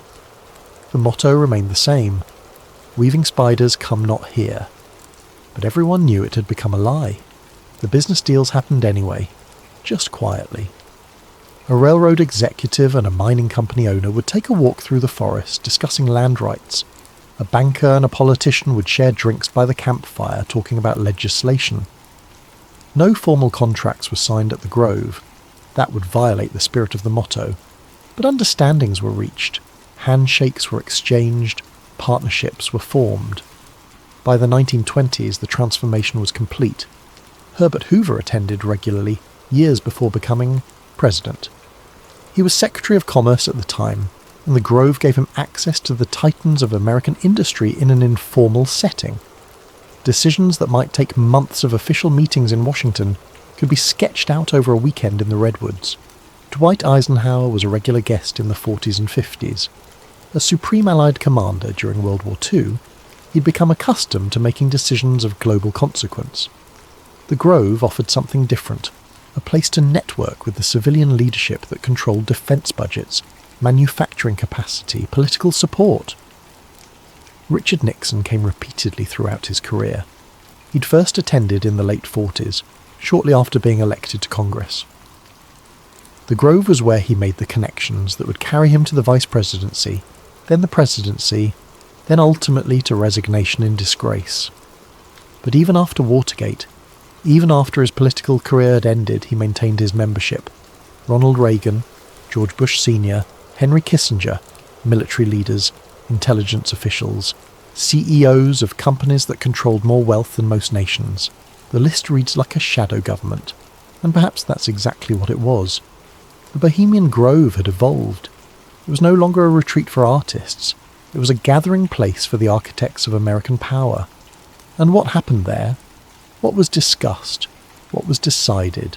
What was agreed upon in hushed conversations between men who shaped policy and war and economy remained locked behind walls of absolute secrecy. Part 4. The Manhattan Project. September 1942. The world was at war. Nazi Germany had swept across Europe, occupying France, bombing London into rubble, pushing deep into Soviet territory. Imperial Japan controlled the Pacific from mainland China to the Philippines. America had been pulled into the conflict less than a year earlier, still reeling from Pearl Harbor, still scrambling to mobilize an economy that had spent the previous decade in depression. That September, during the Bohemian Grove's annual encampment, a meeting occurred that would change human history. Present were some of the most brilliant scientific minds in America. Ernest Lawrence, a physicist who had invented the cyclotron and would win the Nobel Prize. J. Robert Oppenheimer, a theoretical physicist from Berkeley who spoke 6 languages and quoted Hindu scripture. Military officials whose names remain partially classified to this day, men who understood strategy and logistics and the brutal mathematics of total war.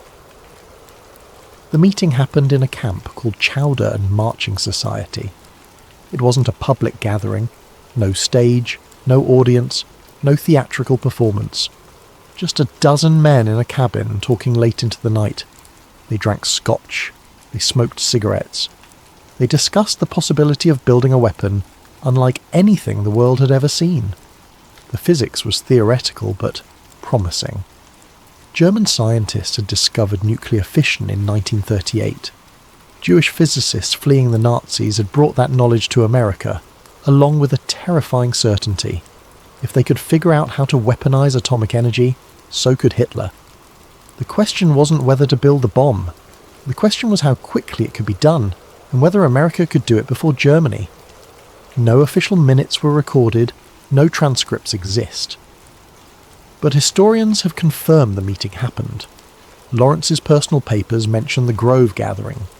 Oppenheimer's biographers reference conversations that took place there. Military records show that key personnel were granted leave to attend the encampment that year, despite wartime restrictions on travel. Shortly afterward, within weeks, the Manhattan Project was formally accelerated. Funding increased exponentially. Personnel expanded from dozens to thousands. Facilities were built in secret locations: Oak Ridge, Tennessee, Hanford, Washington, Los Alamos, New Mexico. The secret program to develop atomic weapons shifted into high gear. Conspiracy theorists point to this and ask a simple question. Did they plan the atomic bomb at Bohemian Grove? The answer is more complicated than yes or no. They didn't design the bomb there. The physics was developed in labs, the engineering in Los Alamos, the uranium enrichment in massive facilities that required industrial infrastructure. But the decision to move forward, the political will, the strategic coordination between military and scientific leadership, the allocation of resources on a scale never before attempted, may have crystallized in those private conversations beneath the redwoods. Think about what that means. The most consequential weapon in human history, the device that would kill hundreds of thousands at Hiroshima and Nagasaki, the technology that would define global politics for the next 80 years. Its development may have been accelerated by conversations held at a private men's club, away from congressional oversight, away from public debate, away from any democratic process. No oversight, no press, no records, just power, talking to power, deciding the fate of the world over whiskey and campfire smoke. Part 5. The Owl. The stone owl stands at the edge of a small lake called Mirror Lake, 40 feet tall, carved from concrete and stone, its wings spread wide, its eyes empty and unblinking. The construction is crude by modern standards. The owl looks less like a majestic bird and more like an ancient idol, something that might be discovered in ruins of a forgotten civilization. At its base is a shrine, an altar where the cremation of care ceremony takes place every summer. The ritual happens on the first Saturday night of the encampment. Members are informed of the time through word of mouth. No printed schedules, no announcements. As sunset approaches, men begin gathering at their camps, changing into robes. Each camp has its own colour: red, black, green, brown. The robes are simple, hooded, monastic. By nightfall, hundreds of robed figures form a procession through the trees. They carry torches, real fire, not electric lights.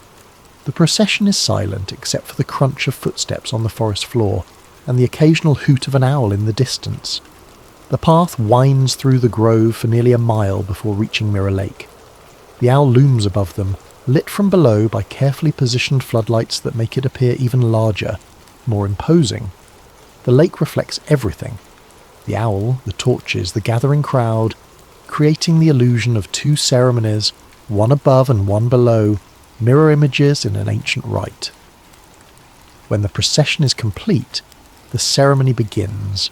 It's elaborate, professionally produced. A sound system hidden in the trees broadcasts music, orchestral, dramatic, specifically composed for this ritual. There's narration delivered by a voice that booms across the water with theatrical gravitas. The narration tells a story. Care, the burden of conscience, arrives at the grove seeking to ruin the members' enjoyment. The owl, representing wisdom, representing the ancient knowledge that transcends human morality, rejects care, condemns it, orders it destroyed. Care is represented by a human-shaped effigy, suspended by chains above a pyre at the owl's base. As the narration reaches its climax, the effigy is lowered into the flames. It burns for several minutes while the robed figures watch in silence. The message is clear. For the next 2 weeks, these men are free from the burden of responsibility, free from guilt, free from the weight of their decisions. Care means worry, responsibility, conscience, guilt. The ceremony represents shedding those burdens. Officially, it's described as harmless theatre, a tradition dating back to the early 1920s, created by a member who was a professional theatre director. A way for powerful men to relax and forget the weight of their decisions. Nothing more than elaborate performance art, a bit of pageantry to mark the beginning of the encampment. But symbolism matters. When you tell the world's most influential leaders that they can, symbolically, ritually, burn away their sense of responsibility, what are you really doing? When CEOs who make decisions affecting thousands of employees watch care burn, what message do they receive? When politicians who control military budgets see conscience destroyed by fire, what permission are they being given? When generals who order troops into combat participate in a ritual that explicitly celebrates freedom from moral burden, what does that say about the wars they'll wage? Are you helping them relax? Or are you giving them permission? The owl is Minerva, they say, Roman goddess of wisdom. The ceremony is about wisdom transcending worry, about strategic thinking unencumbered by emotion. But Minerva was also the goddess of warfare, and wisdom without conscience is just calculation. Part 6. Nixon's Tape. August 1971. President Richard Nixon was in the Oval Office speaking with his Chief of Staff, H.R. Haldeman. The conversation was recorded, as all conversations in Nixon's White House were, captured by the secret taping system that would eventually destroy his presidency. They were discussing the Bohemian Grove. The context is important. Nixon and Haldeman were talking about campaign strategy for the upcoming election. They'd been reviewing potential donors, discussing who to court, who to invite to White House dinners. Someone, the tape doesn't make clear who, had suggested reaching out to Bohemian Grove members. Nixon's response was immediate and visceral. The Bohemian Grove, I won't go into it, but it's the most effing goddamn thing you could ever imagine. The profanity was unusual for Nixon on tape. He cursed occasionally, but this was emphatic, emotional, the kind of language people use when describing something that genuinely disturbed them. He refused to elaborate. The recording cuts to a different topic. Something about fundraising in California, details that seemed trivial compared to what had just been said. Whatever Nixon meant, whatever he saw or experienced or understood about the Grove, he never explained publicly. The comment was discovered years later during the Watergate investigation, buried in hours of White House recordings that were being analysed for evidence of obstruction of justice. People still debate what he meant. Was he disgusted by something he witnessed? Nixon had attended the Grove multiple times throughout his political career. He'd participated in the cremation of care ceremony. He'd networked with the members, built the relationships that would carry him to the presidency. But his comment suggested something more than simple distaste for theatre. Was he impressed in a way that troubled him? The phrase, "most goddamn thing you could imagine," could mean extraordinary, overwhelming beyond normal experience. Perhaps he'd seen the true extent of the power concentrated in those woods, and it had shaken something in him. Was he horrified? Nixon was many things, calculating, paranoid, ruthless when necessary, but he wasn't immune to moral consideration. The Watergate scandal showed his capacity for wrongdoing, but the tapes also showed a man who sometimes agonized over decisions, who understood the weight of presidential power. Perhaps something at the Grove had crossed a line he didn't want to discuss. Was he amused in a dark way? Nixon had a cynical streak. Maybe he found the whole thing absurd. Powerful men playing dress-up, performing elaborate rituals, taking themselves so seriously. But if it was just silly theatre, why refuse to explain it? The ambiguity is the point.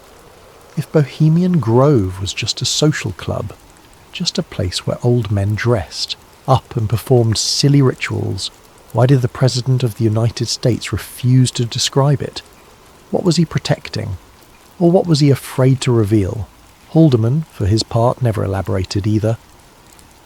Years later, after serving time for his role in Watergate, he was occasionally asked about the Grove in interviews.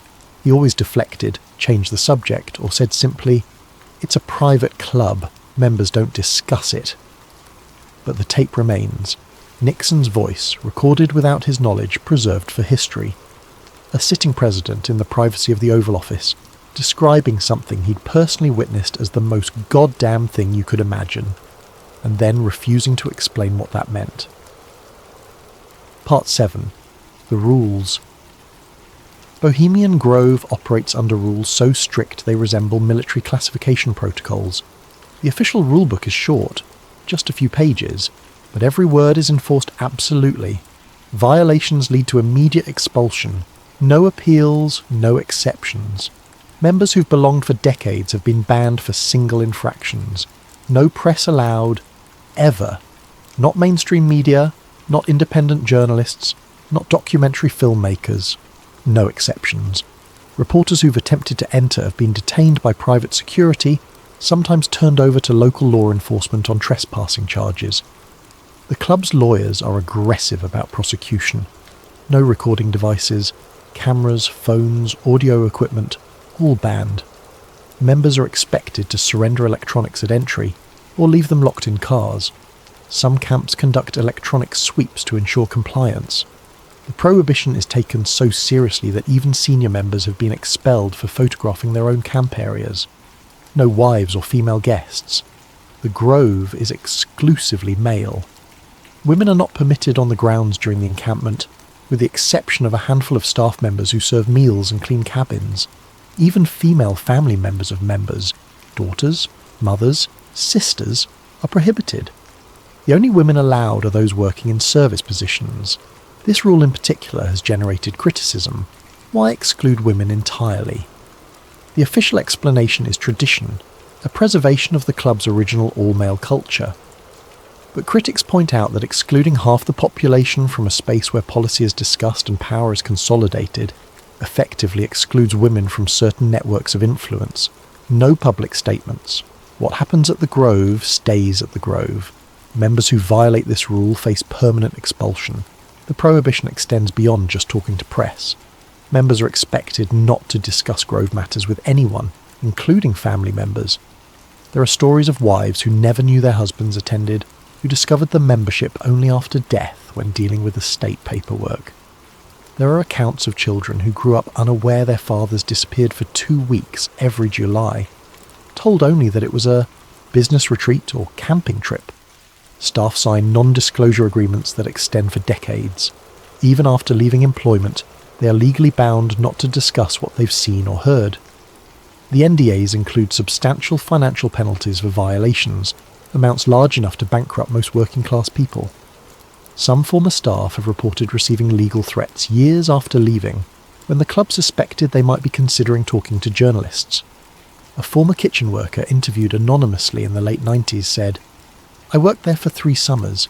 I saw things, heard things, but I signed papers saying I'd never discuss it, and those papers don't expire. Ever. They made that very clear." Conspiracy theorists argue that this level of secrecy exceeds anything necessary for a social club. If it's just theatre, just rich men playing dress-up in the woods, why the ironclad silence? Why the NDAs? Why the absolute prohibition on documentation? The official answer is privacy. Powerful people deserve a place to relax without scrutiny. Public figures, politicians, CEOs, generals, live under constant observation. Every word is analysed, every action is recorded, every decision is debated. The Grove offers freedom from that burden, a place to be human, to make mistakes, to speak without calculation. That answer would be more convincing if the Grove welcomed documentation that could prove its innocence. If rituals are harmless, why not allow filming? If conversations are purely social, why ban note-taking? If nothing illegal or unethical occurs, why threaten legal action against anyone who discusses what happens there? Privacy and secrecy are not the same thing. Privacy protects individuals from unwanted intrusion. Secrecy protects actions from accountability. The Grove's rules are designed for secrecy. Part 8. The Camps. Bohemian Grove is divided into more than 100 smaller camps, each with its own name, character and membership. Mandalay, Hillbillies, Caveman, Stowaway, Isle of Aves, Silverado Squatters, Lost Angels, Owl's Nest. The names range from whimsical to pretentious, but the hierarchy is real. Some camps are more prestigious than others, some are older, more connected to power. Membership in certain camps is a signal of status within the Grove's internal social structure. Mandalay is considered the most elite. Its members have included multiple presidents, defense secretaries, Supreme Court justices. The camp is located in a prime spot within the Grove close to the lake, surrounded by old-growth redwoods. The cabins are larger, better appointed. When members give lakeside talks, a daily tradition at the Grove, Mandalay members are given prime-speaking slots. Hillbillies is another high-status camp with a membership that leans toward business leaders, CEOs of major corporations, private equity executives, venture capitalists. The camp throws elaborate parties, brings in expensive whiskey, hires musicians to perform. Caveman, despite its primitive name, is equally prestigious. Military leaders, intelligence officials, defense contractors. The camp has a reputation for serious conversations about national security, geopolitics, strategic planning. Lower status camps exist on the periphery of the Grove, housed in smaller cabins, with memberships that include newly inducted members, younger executives still building their careers, academics and artists who provide intellectual credibility but less practical power. Members spend their 2 weeks rotating between camps, attending lakeside talks, watching theatrical performances, drinking heavily, and most importantly, talking. The daily schedule at the Grove is structured but flexible. Mornings begin with breakfast at individual camps. Then members gather at the lakeside for talks, informal presentations on various topics, given by members or invited guests. Topics range from politics to technology to philosophy. Past speakers have included sitting presidents, Nobel Prize winners, top scientists. Afternoons are for socialising. Members wander between camps, join impromptu discussions, take walks through the forest. This is when the real networking happens. CEOs sit beside generals on fallen logs, discussing defence contracts. Politicians share drinks with intelligence officials, talking about foreign policy. Corporate executives have breakfast with Supreme Court justices, mentioning cases that might affect their businesses. Evenings bring theatrical performances on the Grove's outdoor stages. Productions are elaborate, professionally designed, performed by members who've rehearsed for months. Some are comedies, some are dramas, some are musical revues. The quality varies, but the attendance is mandatory, a way to ensure all members gather together at least once daily. Late nights are for drinking and deeper conversations. This is when guards are lowered, when the formal structure dissolves, when friendships are cemented and alliances are formed. There are no aides present, no assistants, no one taking notes, no transcripts, no oversight, just conversation. And here's where conspiracy theories find their footing. In 1953, shortly after a Bohemian Grove encampment, the CIA launched Operation Ajax, overthrowing the democratically elected government of Iran and installing the Shah.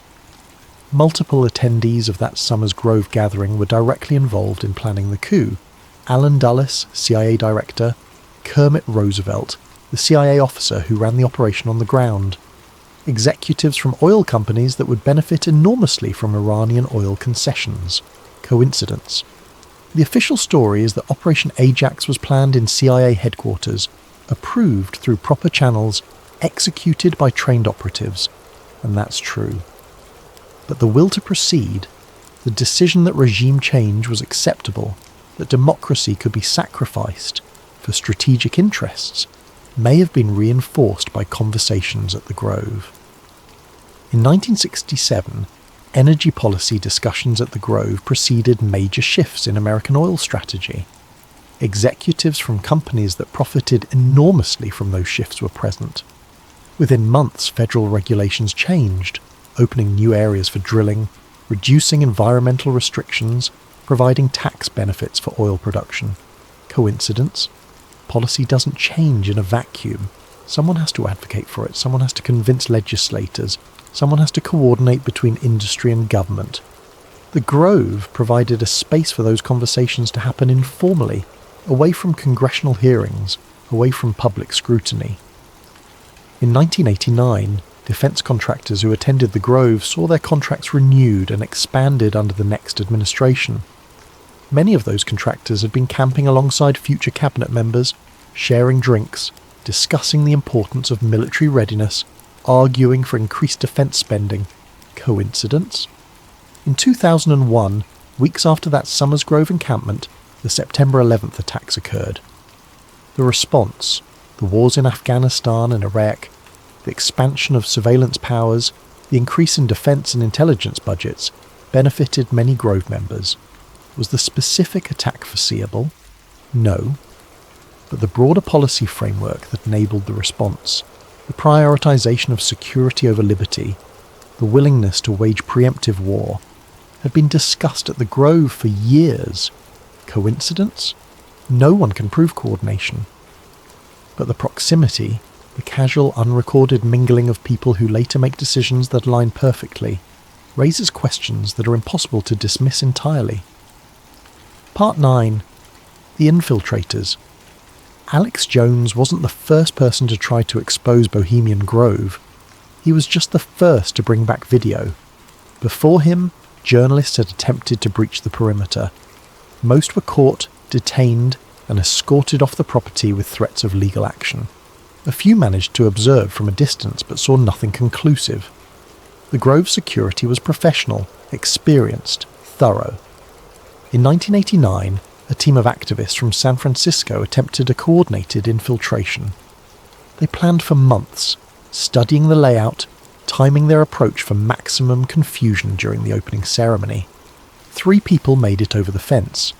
All 3 were caught within 30 minutes, detained in a security building, then handed over to local law enforcement on trespassing charges. They spent the night in jail. The charges were eventually dropped, but the message was clear. The Grove was protected. In the mid-90s, a freelance journalist named Rick posed as a service worker. He managed to get hired on kitchen staff, passed the background check, signed the NDA. He worked for 4 days before someone recognised him from a previous article he'd written about elite clubs. He was escorted off property immediately, threatened with a lawsuit for fraud and breach of contract. The lawsuit never materialised. The club likely didn't want the publicity, but Rick's notes and recordings were confiscated. In 2000, Alex Jones succeeded because he was brazen. He didn't sneak in like a spy. He walked in like he belonged. He studied how members moved, how they dressed, what they carried. On the night of the cremation of care ceremony, he simply walked through an entrance gate during a shift change, moving with purpose, looking like he had every right to be there. Security at the Grove follows a simple principle. People who belong act like they belong.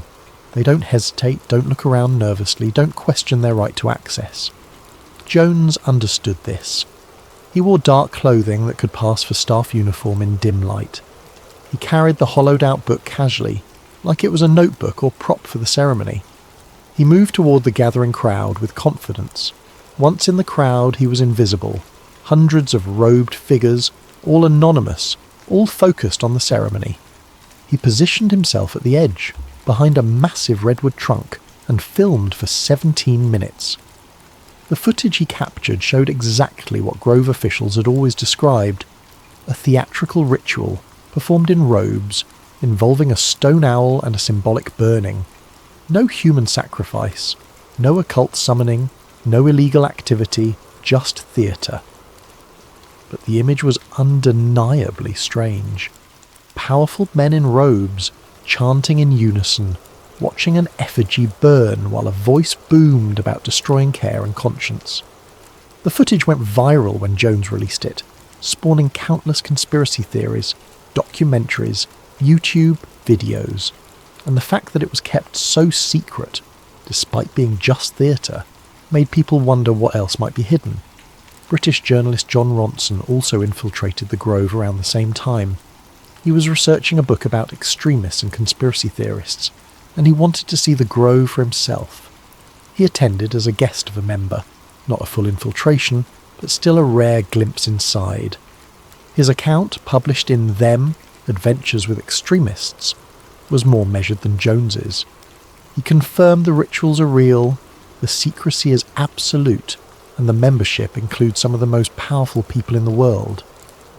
But he also noted the strange disconnect between the ceremony's dramatic presentation and the casual atmosphere afterward. Members treated it like any other theatre performance, applauding at the end, then heading back to their camps for drinks. Ronson wrote, "The cremation of care is the most bizarre piece of theatre I've ever witnessed. But what struck me wasn't the ritual itself. It was how normal the participants found it. They'd been doing this for decades. It was tradition, and tradition, no matter how strange, becomes invisible to those who practice it." What neither infiltration could reveal was the content of private conversations. What was said in the cabins? What was discussed during late-night walks through the forest? What agreements, explicit or implicit, were reached over drinks and campfires? That remains unknown, and perhaps that's the point. The Grove doesn't hide its rituals because the rituals are sinister. It hides its conversations because the conversations are powerful. The cremation of care is theatre. Strange theatre, symbolic theatre, theatre that reinforces a particular worldview, but theatre nonetheless. The real secret is what happens after the ceremony ends. Part 10. The Conspiracy. Let's be clear about what Bohemian Grove is not. It is not a site of human sacrifice. No credible evidence supports this. The rituals involve effigies, not people. Claims of ritual murder based on misinterpretation, deliberate misrepresentation, or outright fabrication. It is not a centre of occult magic. The owl symbolises Minerva, Roman goddess of wisdom. The ceremony is theatrical, not supernatural. There are no spells being cast, no demons being summoned, no supernatural forces being invoked. The participants are powerful, but they're not wizards. It is not illegal. Everything that happens at the Grove, so far as we know, is protected by privacy rights and freedom of association. Wealthy people are allowed to form private clubs. They're allowed to perform strange rituals. They're allowed to network with each other. None of that violates any law. But here's what it might be: a coordination space, a place where people who control industries, governments, and militaries can speak freely, without record, without oversight, and without the constraints of public accountability. Think about how policy normally works in a democracy. Proposed legislation is debated publicly, congressional hearings are held, interest groups lobby openly, the press covers developments, citizens can track how their representatives vote, can pressure them, can vote them out if they disagree with their decisions. But what happens when the people making policy, or influencing those who make policy, can meet privately to coordinate positions before any public process begins? What happens when a CEO and a senator can agree on environmental regulations before any bill is introduced, ensuring the final legislation will benefit the CEO's company? What happens when a general and a defence contractor can discuss weapon systems before any Pentagon procurement process begins, ensuring the contractor's bid will be favoured? What happens when industry executives can brief politicians on their preferred policies, provide talking points, coordinate strategies, all before any congressional debate occurs? That's not illegal. But it subverts the democratic process. It creates a shadow channel where decisions are shaped before the public even knows there's a decision to be made. The Grove provides that channel, a bonding mechanism. Shared rituals create loyalty. When you've stood beside someone in a robe, chanting at an owl statue, you've shared something strange and intimate. That creates trust. That creates obligation. Psychological research on group bonding is clear. Shared experiences, especially unusual or emotionally significant experiences, create strong social ties. Military units use shared hardship to build cohesion. Fraternities use initiation rituals to create loyalty. Religious communities use ceremonies to reinforce belonging. The Bohemian Groves rituals serve the same function. When a CEO and a politician participate in the cremation of care together, they're not just watching theatre. They're engaging in a shared ritual that marks them as part of the same tribe. They're members of the same exclusive club. They've participated in the same strange ceremony. That creates a bond that transcends professional relationships. And bonds create obligations. If you're a senator and you need to make a decision that will affect a company, and the CEO of that company is a fellow Grove member who stood beside you at the cremation of care, that relationship affects your thinking. Not overtly, not through explicit corruption, but through the subtle influence of social connection, a pressure release valve. The cremation of care isn't just symbolic fun, it's a psychological tool.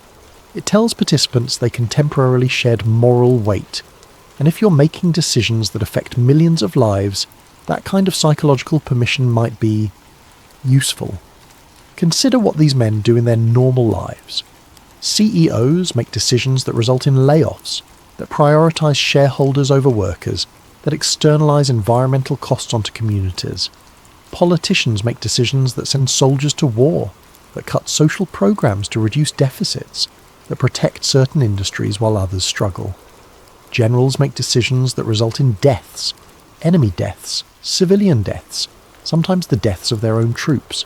Those decisions have moral weight. Human psychology requires us to either justify those decisions or carry guilt about them. The cremation of care offers a third option: ritualise permission to stop caring, even temporarily, even symbolically. It's not that Grove members are cartoonishly evil, cackling as they burn effigies and plot world domination. It's that they've created a space where moral consideration can be set aside, where strategic thinking can proceed without the burden of conscience, where decisions can be made purely on the basis of power and benefit. None of this is provable, but correlation is compelling. When the same people who attend Bohemian Grove later shape policy, wage wars, shift economies, and redefine global power structures, and when those decisions consistently benefit the same small circle of attendees, questions are inevitable. The conspiracy isn't that they're worshipping Satan or performing dark magic.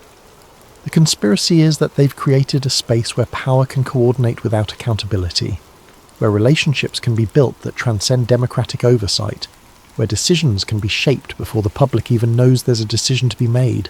That's subtle, that's sophisticated, that's far more disturbing than any ritual. Part 11. the present. Bohemian Grove still meets every summer. 2 weeks in July.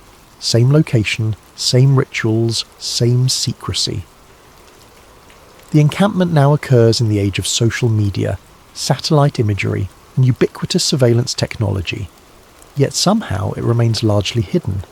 The Grove has adapted its security to modern threats. Cell phone jammers are rumoured to be in use during sensitive gatherings.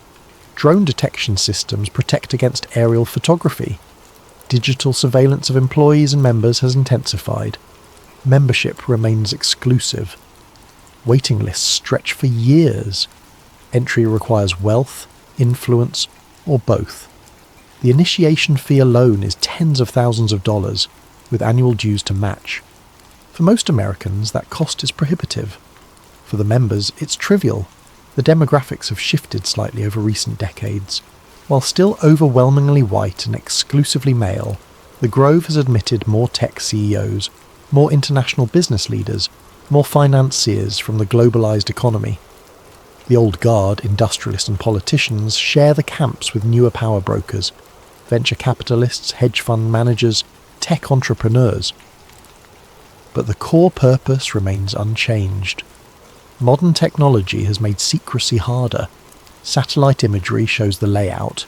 Anyone with Google Earth can see the camps, the stages, even the owl statue. Leaked membership lists circulate online, though the Grove denies their accuracy. Former staff occasionally break their NDAs and share fragments of stories, usually anonymously, usually with little concrete detail. But the core remains locked. No one outside the Grove knows what is said there. No one knows what deals are discussed. No one knows what coordination happens between the people who control the levers of power. In 2008, during the encampment, the financial crisis was already building. Members that summer included executives from banks that would soon fail, regulators who would be tasked with managing the collapse, politicians who would vote on bailout packages. What was discussed? What preparations were made? What understandings were reached about how the crisis would be managed? We don't know. In 2016, during the encampment, the presidential campaign was reaching its climax. Members included political operatives, major donors, media executives who would cover the race. What was discussed? What strategies were coordinated? What narratives were agreed upon? We don't know. In 2020, the encampment was cancelled due to the pandemic. For the first time in over a century, the Grove didn't meet. But in 2021, it resumed. Members included pharmaceutical executives, public health officials, politicians dealing with pandemic response. What was discussed about vaccine policy, about mandates, about the balance between public health and economic concerns? We don't know. And that's the real conspiracy. Not devil worship, not occult magic, not human sacrifice. Just power, gathering in private, away from scrutiny, talking without record. Epilogue. The question. Here's what we know for certain. Bohemian Grove exists. This isn't speculation or conspiracy theory. It's a registered private club with a physical address, property deeds, tax records. The world's most powerful men meet there every summer. Membership lists, partial, sometimes outdated but largely accurate, have been leaked over the years. They confirm the presence of presidents, cabinet members, Supreme Court justices, generals, intelligence directors, CEOs of Fortune 500 companies. They perform rituals involving a stone owl and symbolic burning.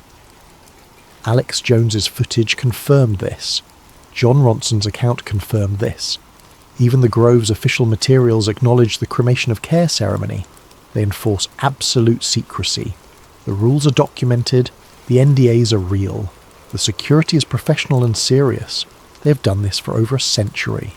Bohemian Grove's annual encampments began in 1899 and have continued with only rare interruptions ever since. Major historical events, the Manhattan Project, political coups, economic shifts, wars, have followed closely after Grove gatherings, involving people who attended those gatherings. The correlations are documented in historical records, biographies, declassified documents. Here's what we don't know, what they talk about. No recordings exist, no transcripts, no leaked documents describing specific conversations. What they decide. Do explicit agreements get made? Or is it all just informal networking? We don't know what they coordinate. Are strategies developed at the Grove later implemented in policy? Or are the connections purely social? We don't know whether any of it is illegal. Nothing we know about the Grove involves criminal activity. But legality and ethics aren't the same thing. Whether any of it should concern us. Is this just how power works in any society? Or is it a subversion of democratic principles? Reasonable people disagree. So the question isn't really, what happens at Bohemian Grove? The question is, why does the world's leadership need a place where no records exist? Think about that for a moment. These are people who run countries, corporations, militaries. Their decisions affect billions of people. Their policies shape economies, determine which nations prosper and which struggle, influence whether wars are fought or peace is maintained. Shouldn't those decisions be made transparently? Shouldn't the conversations that lead to those decisions be documented? Shouldn't the public have some window into how power is exercised on their behalf? The Grove's defenders argue that powerful people deserve privacy, that they need a space to speak freely without every word being analysed, that informal relationships and frank conversations are necessary for effective leadership. And there's truth in that, but there's also danger in it, because power without accountability tends toward abuse. Not always, not necessarily, but the tendency is there. Human psychology is clear on this. People in positions of power, insulated from consequences, gradually come to see their own interests and the public interest as identical. The Grove provides that insulation. It creates a space where the powerful can meet without oversight, can form relationships without transparency, can coordinate without accountability. Is it harmless networking? Is it strategic coordination? Or is it a reminder that real power operates best in the shadows, where questions can't be asked, where deals can't be documented, and where the people making decisions that shape our world never have to explain themselves? You decide, because the Grove isn't going anywhere, and neither are the secrets it keeps.